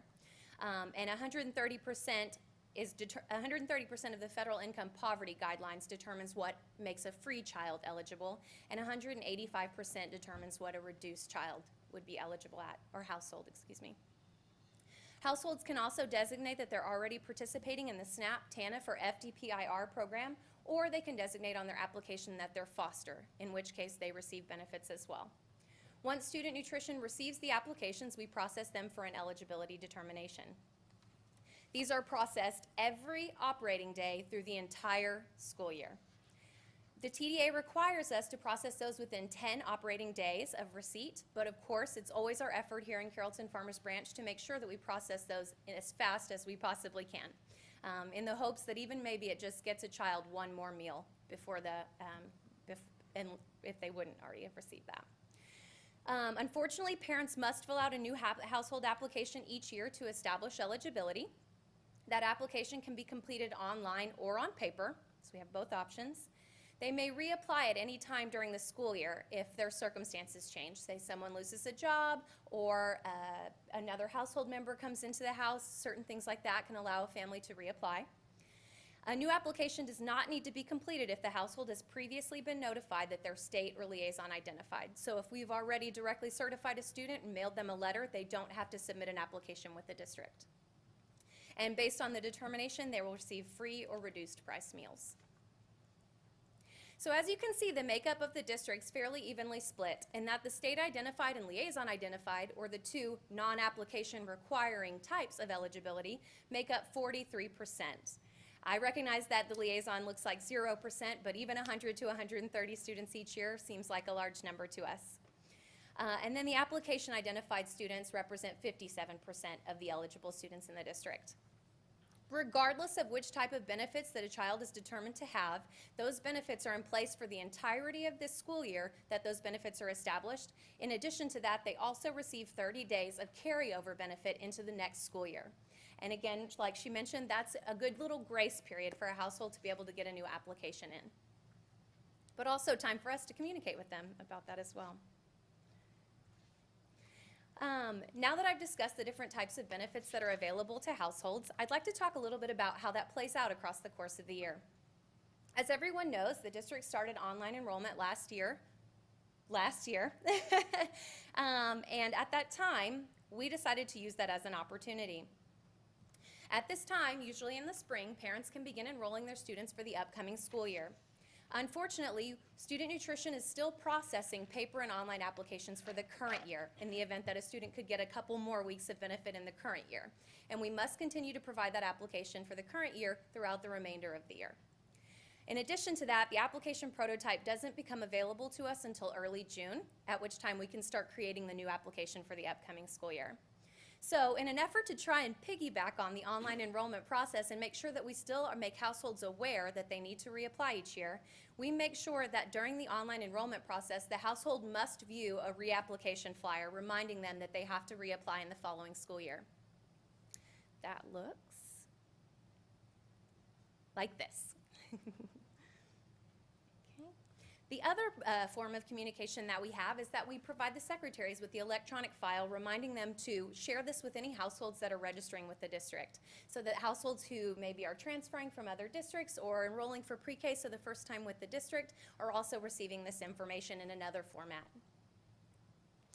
The next event that takes place is that our meal benefits application becomes available. So jump forward through the summer, and usually around August 1st, that application becomes available. Parents can begin at this time to submit applications to determine eligibility for the upcoming school year. We cannot make this application available any earlier than we have the new student data for the current year. And that new eligibility determination from the application replaces the eligibility from the previous year. So at any time, that 30-day rollover would be stopped and replaced by the current benefit if somebody were to reapply at that point. If the new application reduces the student's benefit from the previous year, so they had free the previous year and it drops them to reduced, or they had reduced the previous year and they're being dropped to paid, they actually receive a 10-day grace period in which they'll still continue to receive benefits from the previous year so that they have even more time to get things in order. There are two application modes that can be completed. One being the online application mode, which represents more than 97% of our applications received. Those are available via a computer or a smartphone. They're available on the student nutrition website and the district website. They're available in English and Spanish and are usually processed within 24 to 72 hours. And the benefits include eliminating incomplete applications, eliminating errors on applications due to illegible handwriting. They can be completed more quickly so that the benefit is in place more quickly, and they reduce our carbon footprint as a district. Some challenges that we're aware of are that not all households have access to a computer. For this reason, we have made computers available in the student nutrition office where they can also receive assistance, and all of the schools have a computer in the office where that are available to households to use as well. But in the event that a household prefers a paper application, we still have those available as well. They represent less than 3% of our applications and are available in the cafeterias at each school, with the secretaries and counselors at each school, and in the student nutrition office. They're also available in English and Spanish, and as of last year, in 2016, were processed on average within 2 days of receipt. Unfortunately, there can be some delays with the application arriving in the student nutrition department, as that does have to travel and it has to be delivered to us or sent to us in interoffice mail. The benefit of the paper application is the ease of use for households with limited or no computer access. Unfortunately, there are a few challenges, those being that they're easily misplaced, not provided to our department in a timely manner for processing, they can be illegible, or they come to us incomplete, in which case there is a little bit of a delay to follow up with the household for more information. A little bit of history on our applications is that in 2010-2011, we introduced online applications in addition to mailing the paper applications to the households. At this time, computers were made available for households to complete applications, and the online application could be completed via smartphone. 2 years later, after allowing households to get more familiar with the online application process, we discontinued mailing paper applications to all households, but continued to mail reminders to apply. And then, in its 7th year of operation, in 2016-17, CFB began enrolling entirely online. So instead of mailing reminders to apply, we associated those and incorporated them in the online enrollment process so that there was still a reminder for every household. In 2016-17, 97% of our applicants were able to successfully complete an online application. Paper applications will not been discontinued, and will continue to provide those across the district and make them available. As you can see, via our eligibility history here for the past 5 years, our eligibility has remained constant across the district for the past 5 years. We haven't seen a drop or a decrease. If you look at the graph above, the green section represents the percent of enrolled students that are eligible via state identified benefits. The red section represents the percent of enrolled students that are eligible via liaison identified benefits. The blue section represents the percent of enrolled students who are eligible via online application. And the yellow represents the percent of enrolled students who are eligible via paper application. A couple of different communication efforts for the application availability, because we want households to know it's ready and available for them to apply, are the media release provided to media outlets. That has actually just been sent out within the last couple of days. And we work with the Strategic Communications Department to ensure that households and other family members have access to that there. We also update the free and reduced meal benefits section of the student nutrition website. And then lastly, we send out a phone, email, and text notice the 1st, 2nd, and 3rd weeks of August to ensure that households have some notification that that meal benefits application is ready. This is the media release and our Blackboard Connect. So as you guys know, several weeks later, the CFB ISD school year begins. At this time, we want to make sure that every student that we can get on the program has been enrolled. At this time, breakfast and lunches are provided at the board-approved prices associated with the student's eligibility. Free students receive breakfast and lunch at no cost. Reduced students receive breakfast at 30 cents and lunch at 40 cents. And paid students receive breakfast at $2 and lunch at $3. At this time, when the school year begins, the following students are receiving meal benefits: those households that have reapplied and been approved for benefits for the current year, those that have been directly certified in July and August, those that have been identified by the liaison, and also those still receiving carryover benefits from the previous year. So this is a great opportunity for us to capture households and hopefully get them to place a new application. So at this time, we have our student nutrition personnel attend each of their schools, meet the teacher nights. They have several different terms, but meet the teacher is usually what they're referred to. So depending on when that falls, in the upcoming weeks, we'll have our staff attend those and provide information on where and how to apply. And unfortunately, we reach that period of the year where our 30-day carryover benefits expire. This takes place in early October, and for those students whose households have not reapplied, meal benefit is expired. They pay full price until a new application is received. Students who are receiving benefits after the expiration date include the students whose households have submitted a new application and been approved, those directly certified, and those liaison identified as well. So at this point, we make 6 different efforts to communicate with the households to ensure to get them back on the program. Some of these efforts take place beforehand when we're making sure they know that the application is ready and reminding them to reapply. And then they also include a few other opportunities that we take. The first being that we print letters and put them in envelopes and send them to our elementary schools for every student that we know will be falling off the program if they don't reapply, so that those can be distributed in their take-home folders.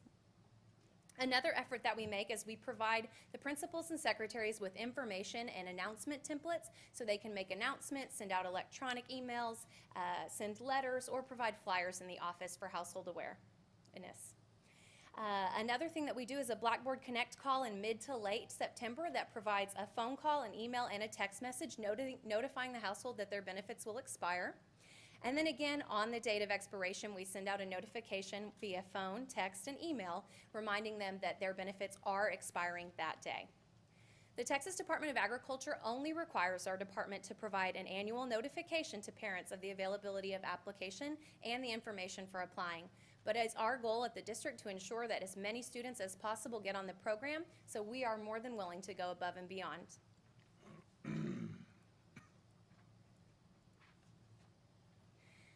Unfortunately, we still do have to cut some students off from the program.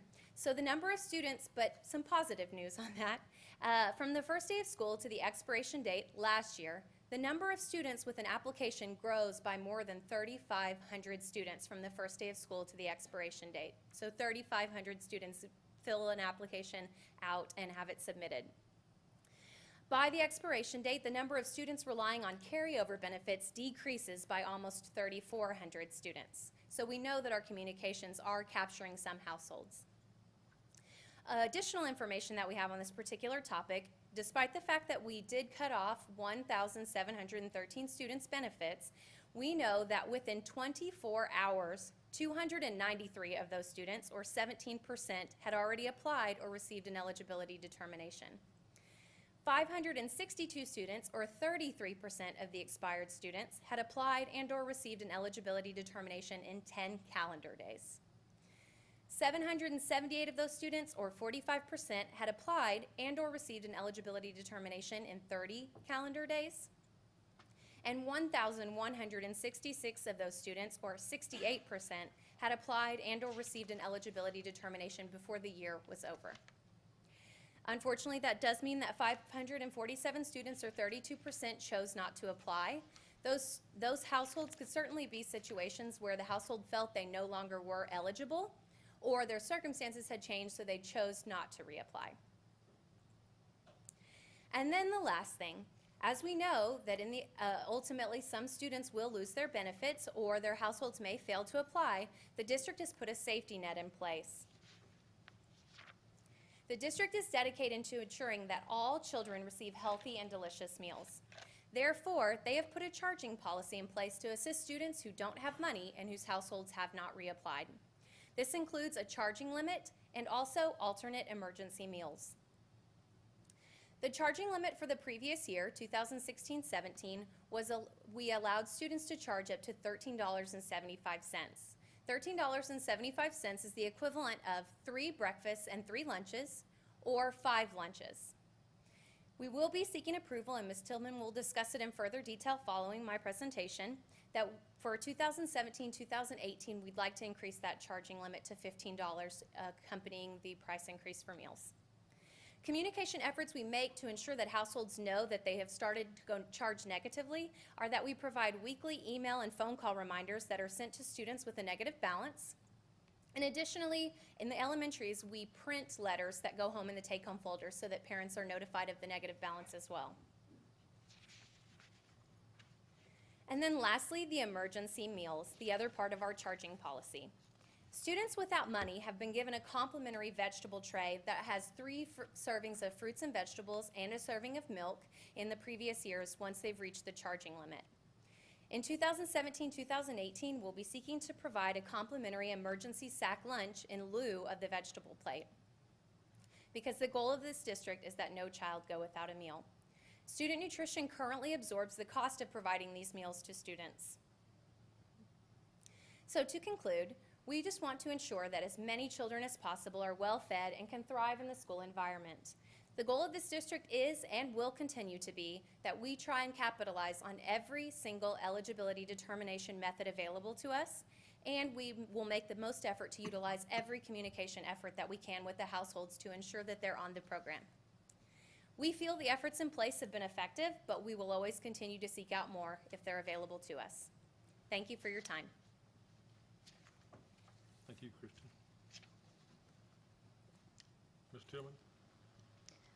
As we conclude this evening, I would like to take a minute to recognize the efforts of Ms. Sharon, Ms. Hess, and our Student Nutrition Department. They recently received recognition from the USDA for some efforts that they undertook with our application process. This past May, USDA posted a challenge to school districts across the country to share successful strategies they have employed to increase the verification response rate of meal benefit applications.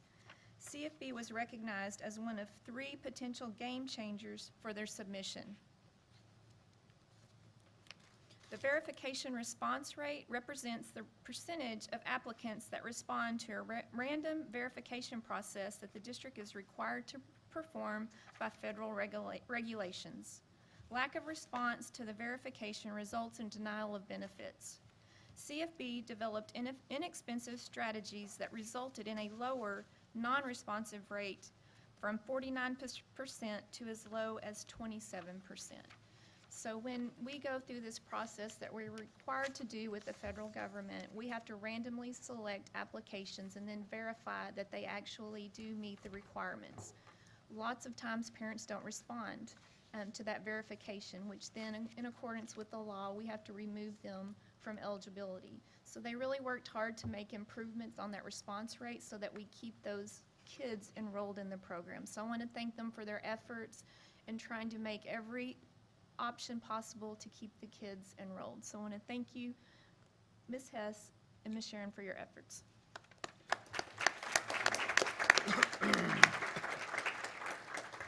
We would also like to thank approximately 240 school nutrition employees who serve over 1 million breakfasts each year and 2.6 million lunches.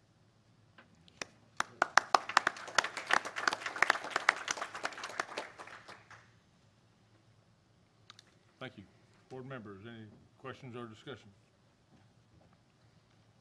Mr. Ramos?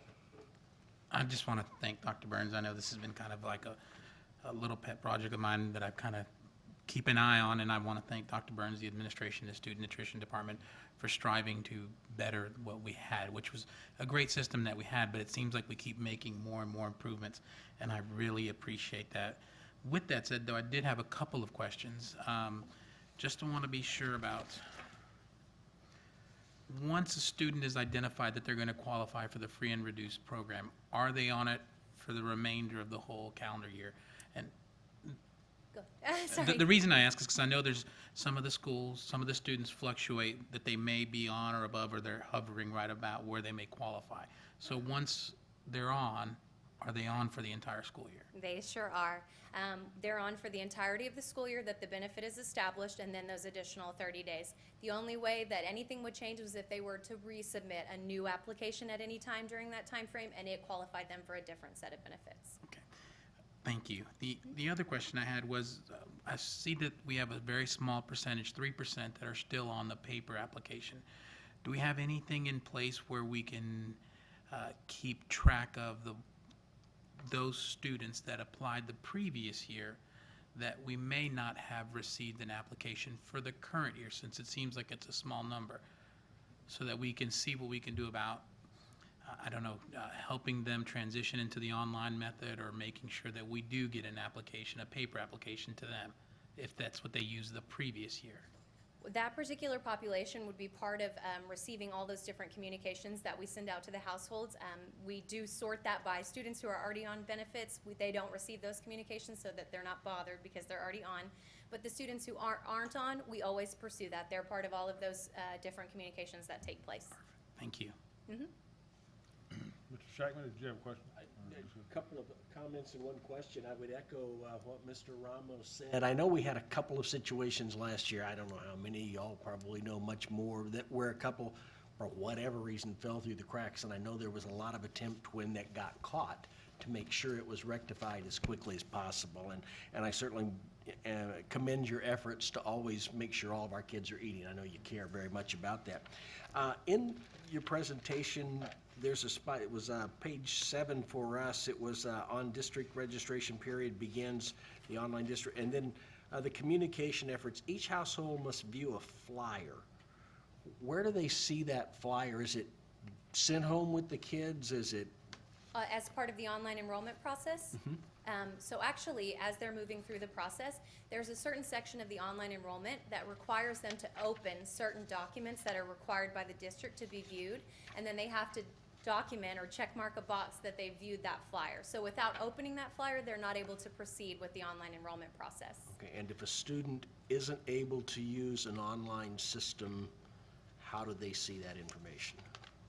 I believe that the district is 100% online enrollment, so everyone does have to. But I know that that's also because they have computers in place at all of the schools and also staff available to assist them with enrolling online, and hopefully also helping them with processing that free and reduced application online as well.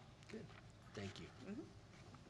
Okay, Kristen, but if they choose to fill out an application on paper, hard copy, that is still available to them. Most definitely, they And can. so we want to, we will get them information about how to do that, but also remind them that that's available if they can't have an access to some kind of technology.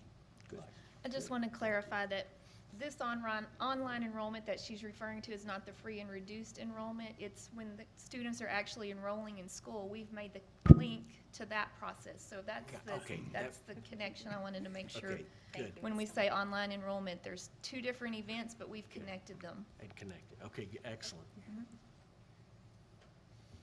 Any other comments, board members? I do, I want to Ramos? I appreciate and I think it's great that we were able to find a way to reduce it or to suggest that we increase it a little bit more, $1.25 each year with that charging limit. And the fact that we came up with the idea of a sack lunch to help the students that are in that situation to avoid the stigma of something different. Now we're giving them a sack lunch, and I think that's going to go a long way. And I appreciate you guys coming up with an alternative idea such as that. Sure. Any other comments or questions? Thank you again, ladies. Very well done. Our next agenda item is number 11. Consider all matters related to a grace period charge policy regarding the use of prepaid student meal accounts. Dr. Barton? Yes. Mr. Matthew, members of the board, you just heard the report. We do have an action item that we're requesting board approval on. Now I'll let Ms. Tillman tell you a little bit more about this item. Thank you. During the regular legislative session, Senate Bill number 1566 was passed that requires the Board of Trustees of a school district in which students utilize a prepaid meal account to purchase cafeteria meals to adopt a grace period charge policy regarding the use of the accounts. The policy must include a grace period in which the student can accumulate a negative balance or receive an extension of credit from the district. The length of the grace period or the amount of negative balance allowed should be determined by the Board of Trustees. The district must notify the parent or guardian of the exhausted account. In addition, the district is not permitted to charge a fee or interest in connection with the delinquent account. CFB has already had all of the elements in place of the new law that was passed, with the exception of board policy approval. We had been utilizing our own administrative processes and procedures to establish a charge limit, and we were actually following all of the criteria that they laid out in the law. So this evening, as mentioned in the previous agenda item, the district currently has a safety net in place to ensure that students who have not reapplied for meal benefits or students who do not have money in their account do not go without a meal. In 2016, as we mentioned, students were allowed to charge up to $13.75, which is the equivalent of 3 breakfast or 3 lunch meals or 5 lunch meals. Parents are contacted utilizing multiple methods regarding their student's account prior to reaching an overdrawn status. Once the charge limit was received in the prior year, the student did receive a meal that consisted of 2 vegetable servings, 1 fruit, and a choice of milk. For 17-18, our student nutrition department has developed a new plan to better serve our students. We are recommending raising the charge limit to $15. This allows paid students to charge breakfast and lunch for 3 days, reduced students to charge both meals for 21 days, or paid students to charge lunch only for 5 days and reduced students to charge lunch only for 37 days. Once the charge limit has been reached, students will be provided with an emergency sack lunch prepared by the student nutrition staff. In an effort to be discreet, the sack lunch will be distributed by the school office in the same manner as a lunch provided by a parent. The sack lunch will contain an entree, 2 vegetable servings, a fruit serving, and both flavored milks. We will continue to contact parents in the same manner as in the past regarding insufficient accounts. We feel confident that TASB will develop policy language to address this new requirement, but we would like to seek board approval of our proposed grace period charge policy as described this evening, with the knowledge that the policy guidance may require further action by the Board of Trustees. We have met with our principals and our secretaries and discussed this new process, and we have everybody on board to implement on the first day of school.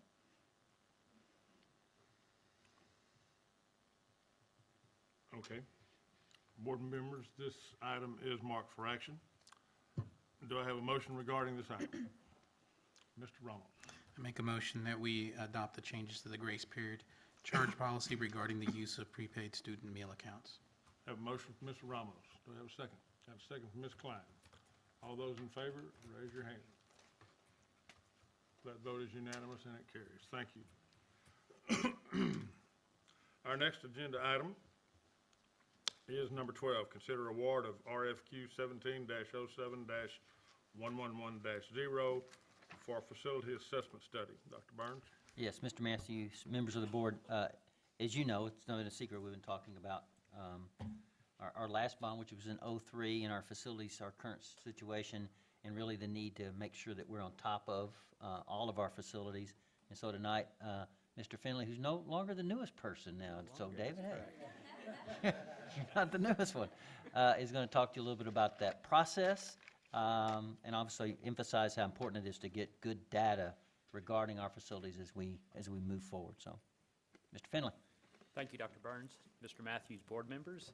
The district's 2020 plan under continuously improving the learning environment includes a comprehensive facility assessment.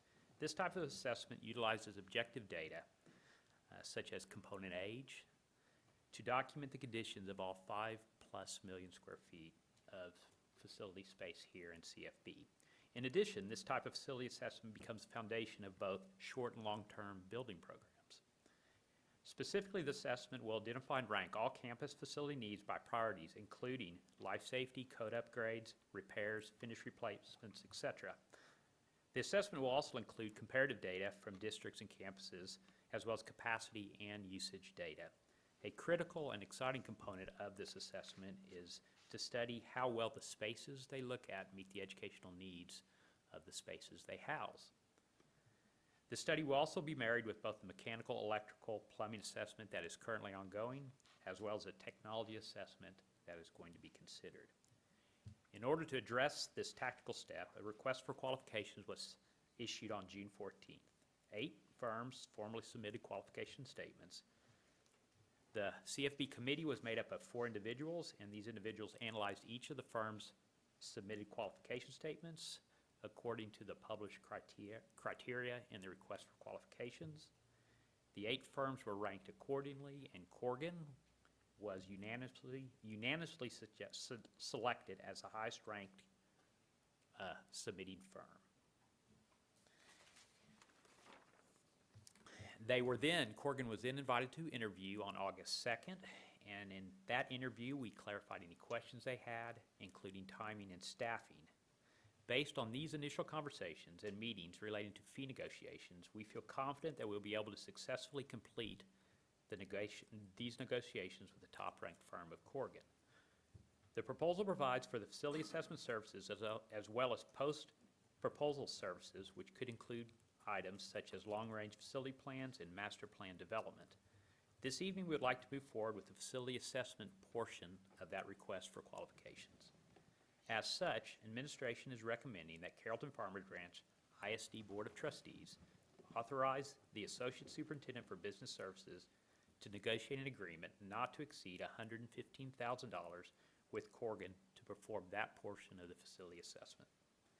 Please note that based upon preliminary negotiations, we believe we will be below $100,000, but there is always the potential for unforeseen circumstances to arise, which would require additional hours by Corgan or any of the other 9 consultants that were listed on the RFQ.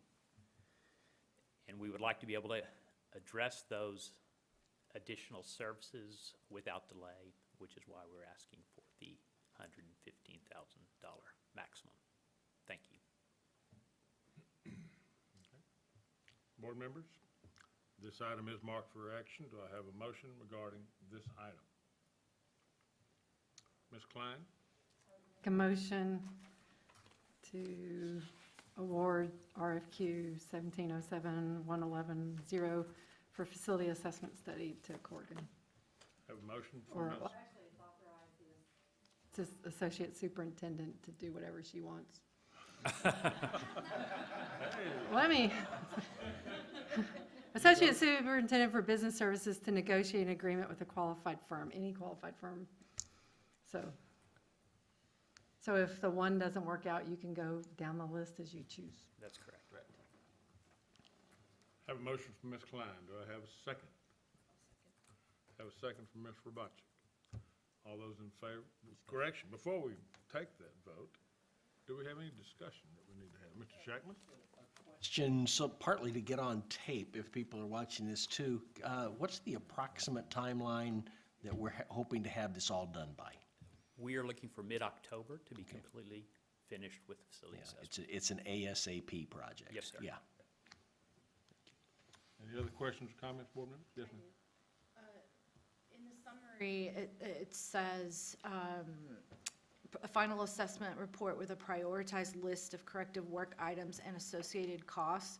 Who's developing the priorities?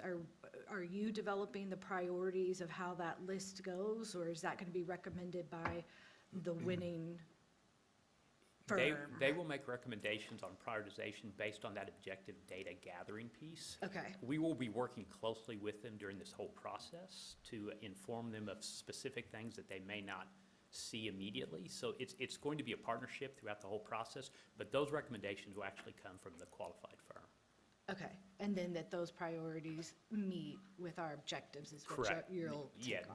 that's correct. That's the Okay. partnership piece. Okay, thanks. Mr. Matthews? Yes, ma'am. Our next item is for the Technology Learning Center. Will that building be covered in this study? We will look at all buildings. Okay. And in that piece of the assessment in total, which is that technology piece, will be ongoing at the same time. So those discussions will occur with all these firms. And by the way, that was part of our discussions because we also have the mechanical and plumbing and electrical assessment going on right now. So all those pieces will dovetail together. Okay. Mr. Matthews, may I ask that the motion include a maximum dollar amount, just so that, because we are going over 50,000, we don't want to have to wait and come back to the board in order to actually execute the contract. I would be willing to amend my motion. It wasn't on the administrative recommendation, though, but I will be happy to include 115,000 as the maximum amount. I have a motion from Ms. Klein amended. Do I have a second? Ms. Rabachi? Second on the amended motion. Second on the amended motion. Do we have any discussions about that? All those in favor, raise your hand. That vote is unanimous and carries. Our next agenda item is number 13, consider approval of RFP 17-07-121-0 for technology relocation plan. Dr. Burns. Yes, thank you, Mr. Matthews, and members of the board. The agenda item you just approved is related a little bit, but we deliberately separated it because the technology piece is dealing with the technology equipment inside. So Ms. Tillman will tell you a little bit about that process as opposed to the building piece of where the TLC, which is in the facility side of it. So, Ms. Tillman. Thank you. As you're aware, interest has been expressed by the City of Farmers Branch to potentially purchase our current Technology Learning Center that houses our network operating center as well as our phone system. In order for the Board of Trustees to make a decision in terms of what is in the best interest of the district long-term, we believe we need to provide you with a cost analysis of multiple options for a potential relocation plan for our current TLC operations. Options to be evaluated include utilizing current available space, potentially maximizing TIF zone resources with a new facility that could also be included in potential upgrades to our system to meet current and future technology needs, as well as many other extensive technology pieces that will be evaluated as part of a relocation, which could include changing to cloud computing. They're going to evaluate our wide area network. They're going to look at our ability to scale based upon what our educational needs are going to be over the next 5 to 10 years. So this piece really goes beyond just the bricks and mortar piece and beyond the piece of just moving our servers. It's going to look at whether or not moving is the best option, versus buying new. So it's really going to take a look at the pros and cons of multiple options that are currently on the table for us. We're in a unique position because we do have TIF funds available in Irving that could be utilized, and with that utilization, we could potentially gain some savings as we look at new technologies available that weren't available when the NOC was initially established. So we did have 3 vendors respond, and 6 committee members, largely made up of our technology staff, evaluated and reviewed all of the criteria and selected a vendor. The committee is recommending that True North Consulting Group be approved to perform a technology relocation plan evaluation as presented. Thank you. Board members, this item is marked for action. Do I have a motion regarding this item? Yes, I'd like to make a motion that we consider the approval of RFP 17-7-1.1 for the technology relocation plan. Have a motion from Mr. Fleming. Do I have a second? Second. Mr. Shackman? Second. Any discussion about this matter? Mr. Shackman? Do we need to also give you a dollar cap on this? Would it be helpful so you don't have to come back to us and it can be? Yes, on this particular item, they did provide, the fee was not negotiated, so we did get three different price amounts, and the vendor we're going with is $82,300. So we're expecting that to be a hard cap, so, okay. So, we're good. All those in favor of the motion, raise your hand. All opposed? None. That motion carried unanimously. Our next agenda item is number 14, report on 2017-2018 budget. Dr. Burns. Yes, Mr. Matthews, members of the board, and our audience is still with us.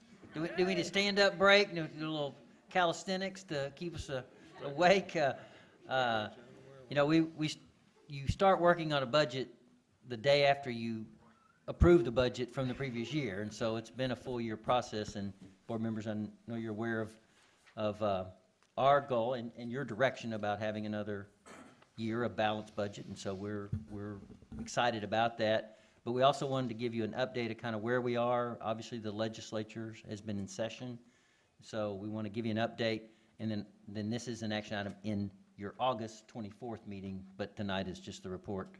So with that, I'm going to turn it over to Mr. Roderick. All right, thank you very much. So our first slide is currently the 2017 Texas State Legislature is in special session, and Ms. Tillman is talk a little bit about what's going on currently. So the good news is that the session started July 18th, and it is scheduled to end August 16th. That's about the only good news so far that we have on this. The proclamation from the governor, the original intent was sunset legislation for 5 state agencies. He since added 20 things that he determined could not wait until the 2019 legislative session. The items related to school district have come up to be a $1,000 pay increase and retention practices for teachers. There was no mention or discussion of a $1,000 pay increase throughout the legislative session, so this was a bit of a surprise to school districts that this came through in a special session in a time period where the majority of districts have already established their budgets, approved raises, and school is getting ready to start, and they're talking about a $1,000 raise. So as you look into the details, there's been multiple options presented. None of the ones that I have seen would have happened during 17-18. And they also look at only requiring districts who are below an average student amount, teacher amount, to actually have to provide the raise. So if you were below a minimum average, then you would have to. If not, then you could continue with whatever plan you were on. The $1,000 pay raise was removed from the Senate's version. And then retention practices, though, are related to longevity. So on that end, one of the proposals would provide $600 to teachers with 6 to 10 years and $1,000 to teachers with 11 plus years. CFB has been offering a longevity plan for 10 years now, so the state's just now catching up with where we're at. So we're glad to hear it, and we hope some funds are passed along to the district to support our plan. There's also been an item for the commission to study and recommend improvement to public school finance system. School choice for special needs students has been an item. 2 additional items were added after the first 20, which included additional state aid for tax reduction, which is related to school finance, and then other legislation related to school finance. ASETAR affects approximately 150 districts. We are not one of those districts. If you'll recall, during Frisco's election, a big part of what they were going to lose was ASETAR funding. That goes all the way back to when we compressed from $1.50 and the state helped make up to keep you, basically held you harmless for that reduction in your tax rate. Some districts have still been receiving that benefit. We're down to about 150. That's a big discussion that's happening right now with those districts, is whether or not that truly is going to be phased out. Right now, as the law stands, they would not receive ASETAR next year. Other legislation, there's going to be quite a bit of activity tomorrow on the floor of the House. The House calendar currently includes right now House Bill 21, 22, and 30. House Bill 21 is the school finance proposal. Right now it does include ASETAR provisions. It's more of a hardship provision, so not all the districts will get what they have right now, so it would be much less for them. House Bill 30 provides the funding mechanism for House Bill 21. Right now, they are still proposing the deferral of payments to school districts. This didn't work during the 140-day session in terms of being able to compromise, so we're not expecting that it will go through at this point either. And then House Bill 22 extends ASETAR entirely, which is much more expensive than what they have in with House Bill 21, so we don't expect that to go through either. On a positive note, there has been legislation come out of both the House and the Senate to make some changes to TRS care. Both groups have agreed to put an additional $212 million to help offset some deductibles and premium.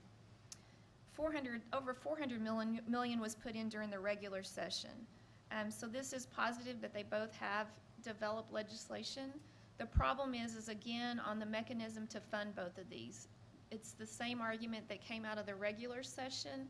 One group wants to tap into the rainy day fund. One group wants to use the deferral method. So we don't know if they're going to be able to come to an agreement on this, but we're very hopeful for our retirees that potentially they will, to help make some adjustments to their deductibles and premiums. So we're never going to say never, but it is unlikely that we're going to see school finance legislation that's going to impact us for the 17-18 school year.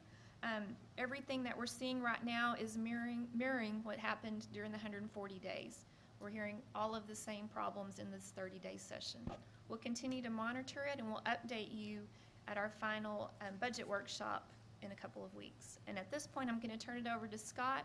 We're going to go through some of the numbers. We have finalized all of our estimates for the 17-18 budget. We've received our certified values, so we've been able to complete our tax estimates, have a proposed tax rate for you. So we're going to go quickly through this information, and then we will go in more detail in August at our final budget meeting.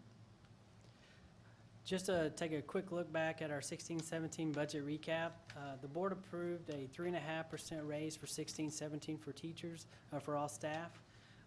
As we finish the 16-17 school year, our ADA, or average daily attendance, decreased 394 students from 2015-16 to 2016-17. The board also approved during the 16-17 school year technology upgrades and purchases of mobile devices. We also, the district has also focused on class size reduction, as well as facility and safety improvements. And the district was also able not to have any reductions to our existing district programs. As we look at our 17-18 priorities, again, the board approved a 4% raise for our teachers and auxiliary staff, and a 3% raise for our professional PA4 and above. The district also, the board also approved the longevity pay, and as well as our performance pay program. We also wanted to continue our technology initiative, and so we've allocated funds in the 17-18 school year for that, to continue that. We're also going to, like Ms. Smith had said previously, we're piloting full-day pre-K at 4 campuses. And other program enhancements include additional staff at the 6th grade level, elementary class size ratios, so we're staffing for no class size waivers if possible.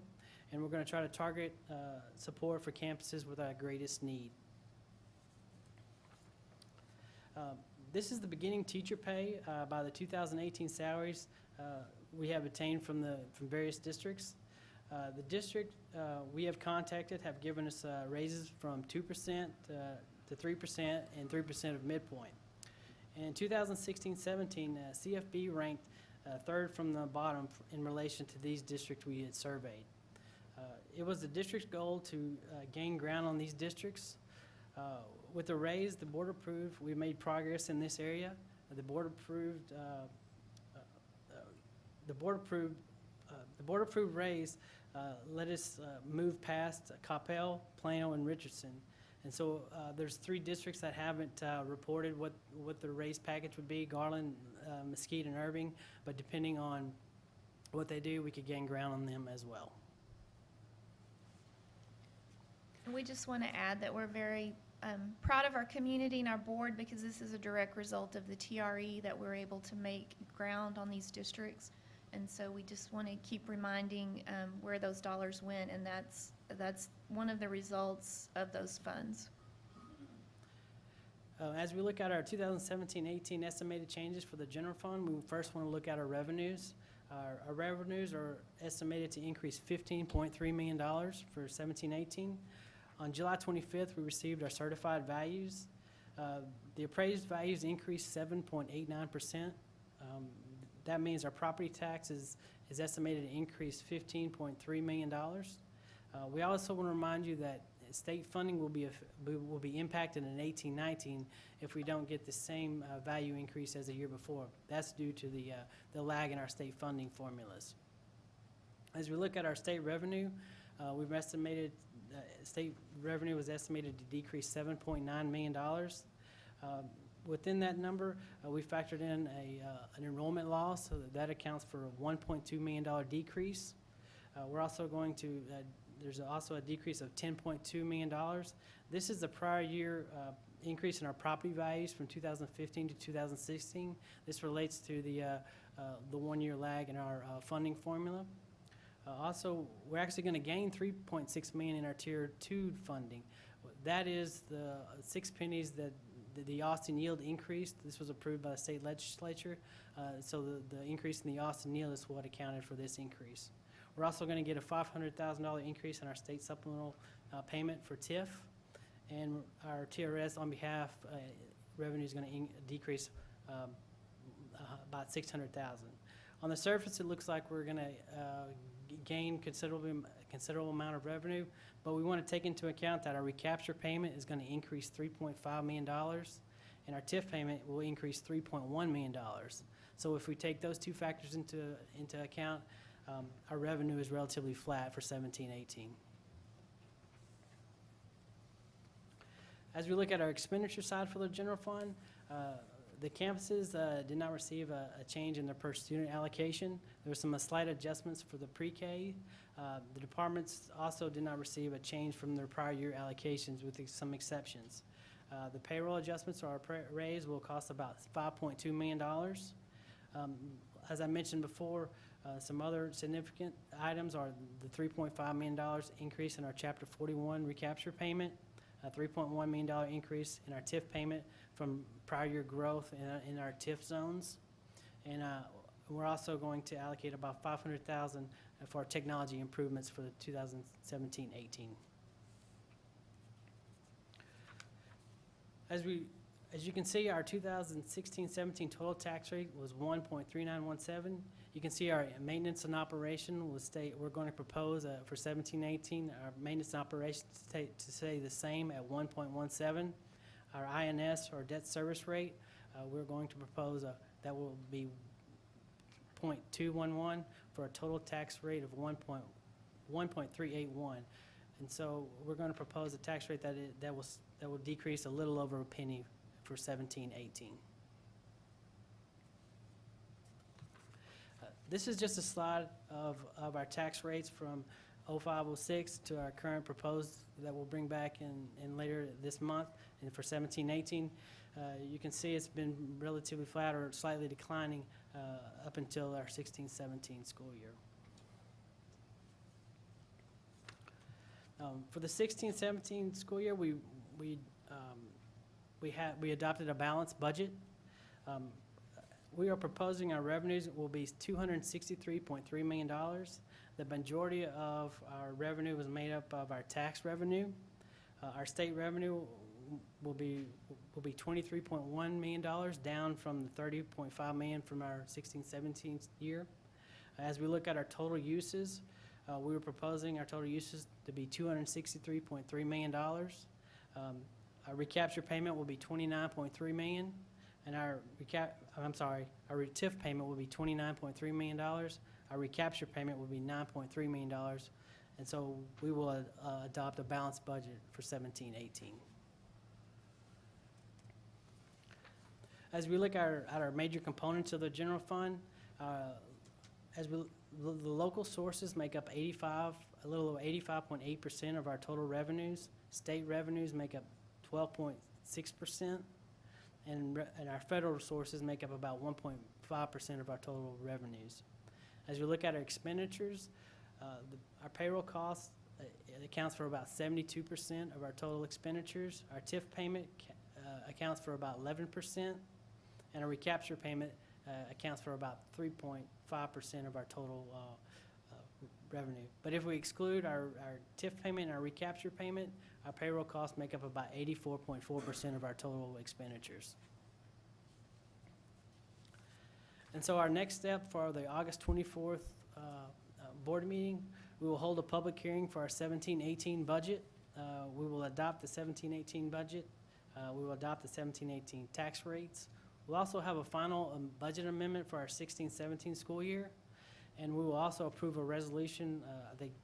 We'll bring back a resolution for the board to approve for GASB 54. This just designating fund balance for our 1617 school year. And we want to close with just a short quote. If the plan doesn't work, change the plan, but never the goal. That's the conclusion of my report. Thank you. Thank you. Board members, any questions or comments? Hearing none, seeing none, our next agenda item is number 15, discussion and possible action regarding the establishment of board member term limits. Mr. Shackman, you requested this item to be placed on the agenda of tonight's meeting. Will you please start the discussion? Thank you, Mr. Matthews. I brought some information back there. A couple of people have already commented this evening. I didn't make any payments to you.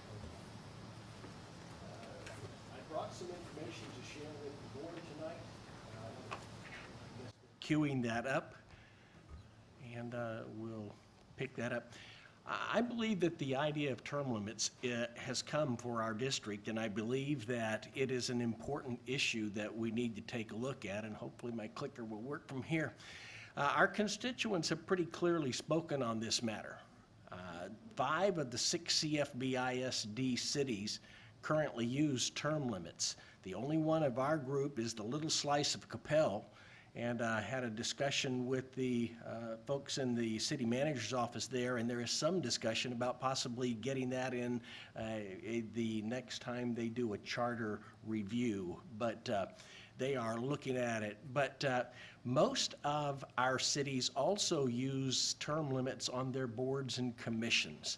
And when term limits have been applied in our district by our various municipalities, they've been applied with really great support. Most of them have passed with over 80% of the vote, and as high as up to 89% of the vote. And so it's something that's been very significant.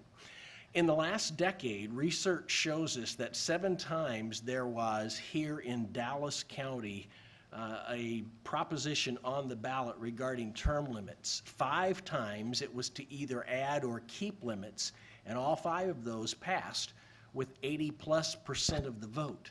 2 times there was a proposition on the ballot to remove term limits, and both of those lost with nearly 70% of the people voting to keep term limits. So I think it's pretty clear to show that it is something that is very passionately loved and cared for by our communities. We've also been asked multiple times here at the board to consider and give some thought to term limits, and so I'm going to encourage us that I think that time has come.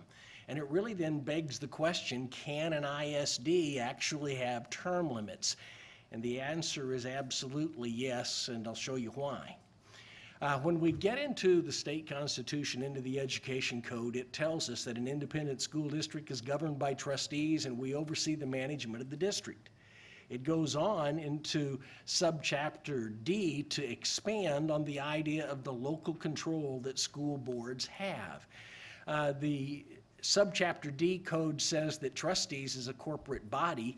Skipping on down, we have all powers and duties not specifically delegated by the state to the agency or to the State Board of Education reserved to the trustees. And take a look at that. All powers and duties are reserved for the trustees, and the agency, that's the TEA, Texas Education Agency, and the State Board of Education does not get to step in and dictate to us. We have local control. And I think that's very significant when we take a look at this particular discussion. All powers and duties, that means the things that are not required, we are required to have trustees. We're required to have trustee elections. So we must do those things. All things not forbidden. We are not forbidden from having a committee that looks at our audit every year. And so we can do those kind of things. We're not forbidden from having a meeting in a room like this. We get to exercise a certain amount of local control because those powers and duties are reserved for the trustees of a district. So can an ISD have term limits? It certainly is obvious that they fit within the purview of local board control. So let's take a look at how it currently works here in CFB. How do we organize our board? The state constitution tells us that every year for us, June, because it's right after the election, we must organize by selecting our officers, a president and a secretary.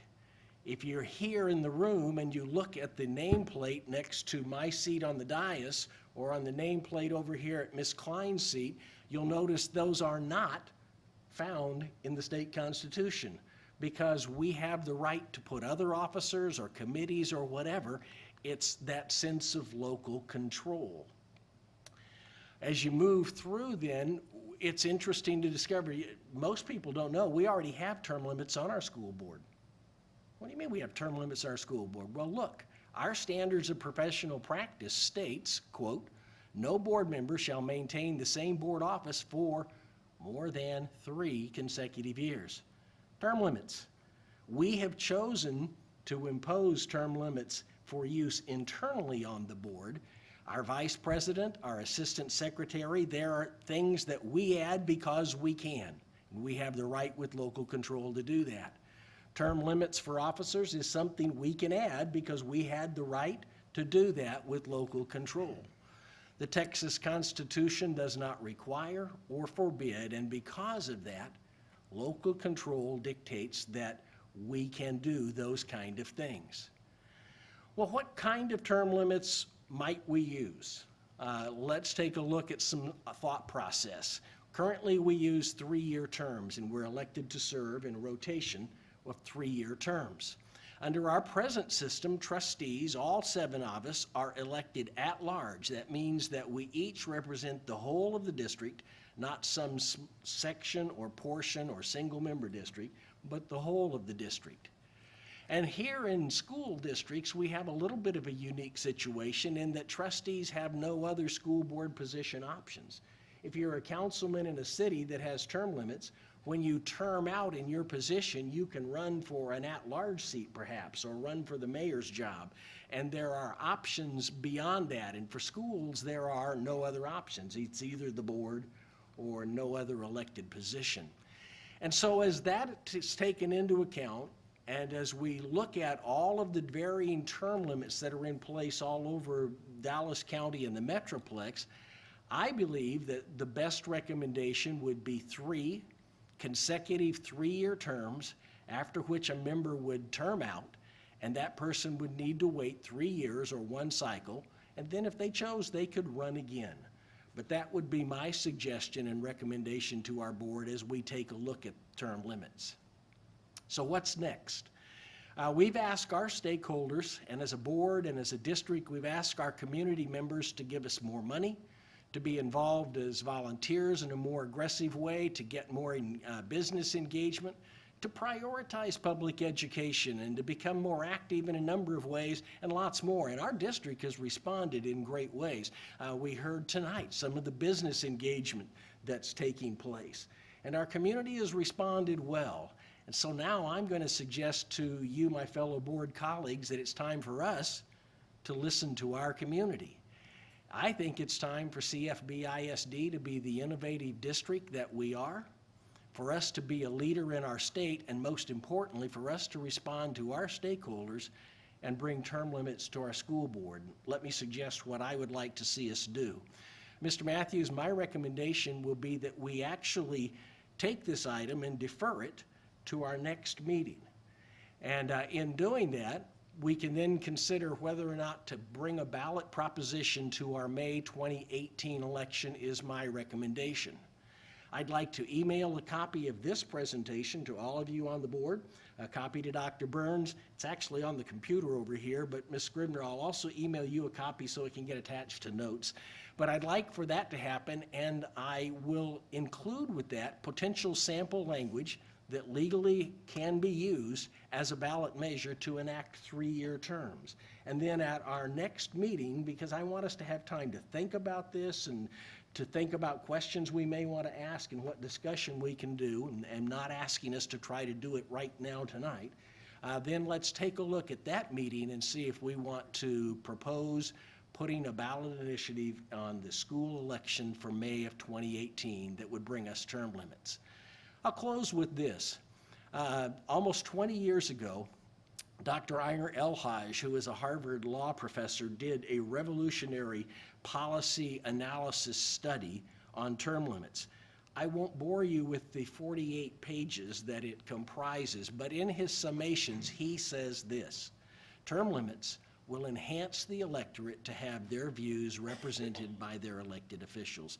And board members, with your approval, I would encourage us to defer this now for further discussion at our meeting next month. But I do think it is time for us to give our citizens the right to tell us if they want to have term limits. And Mr. Matthews, that's what I've brought. I'd be happy to answer any questions. Thank you, Mr. Shackman. Board members, do you have any questions or discussion? Mr. Fleming?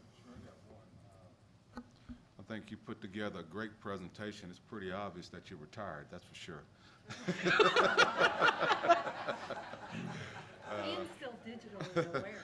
Happily so. Absolutely. I think I echo your same sentiments, but I also do think that we need to make sure we give careful thought and consideration on if we were to go this route, what would it look like? You know, so we are an innovative district, and I think that our constituents have been asking for this for quite some time now. So, but I think we ought to give them a chance if they want to come and approach the talk to the school board in person, have a chance to come and for audiences, guests, and dialogue about it. So, Absolutely. I am a firm believer in helping our constituents to guide and lead us in these kinds of matters. John? Any other? Yeah, I do. Ronald? Randy, do you mind putting up that proposed? Just want to look at it again. Not that one, what your actual proposal is for the term limits. I know you're going to email it to us, but I want to see it. I think you're talking one more back. I think it was at the bottom of the one that you had up a while ago. Might clicker isn't working as well from the distance as I wish it was. There it is. When you say 3-year term limits, you mean, so, a 3-year term limit?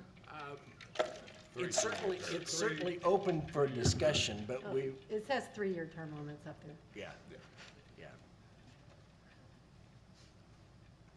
And I guess that's what I was getting at. You're talking about three Three-year three-year term term limits. limits. 3-year term limits is what he said earlier. Right, and that was on there Doesn't say that. somewhere. It did somewhere, I saw it. It was there. You'll get it. Just an engineer.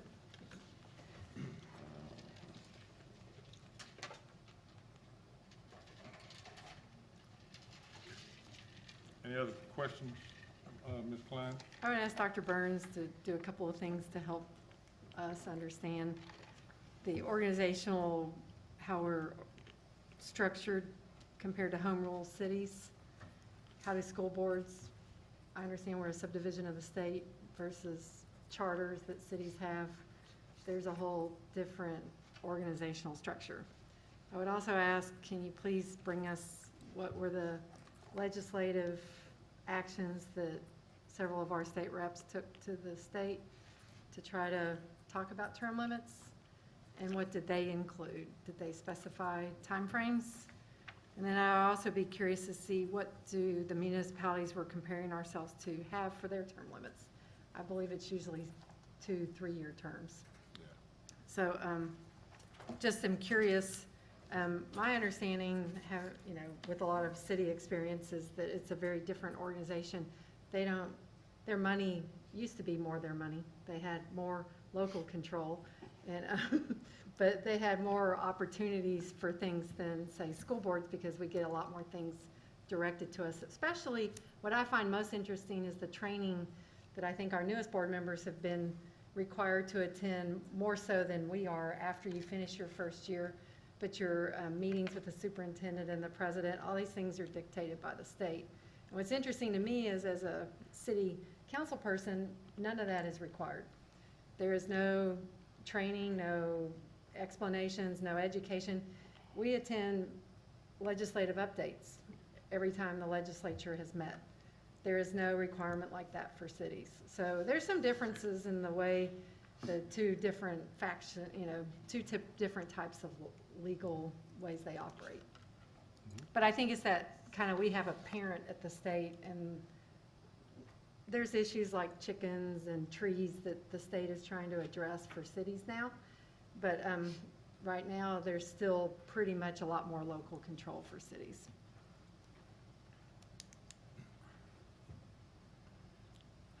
Anybody else? I tend to agree with Ms. Klein on that.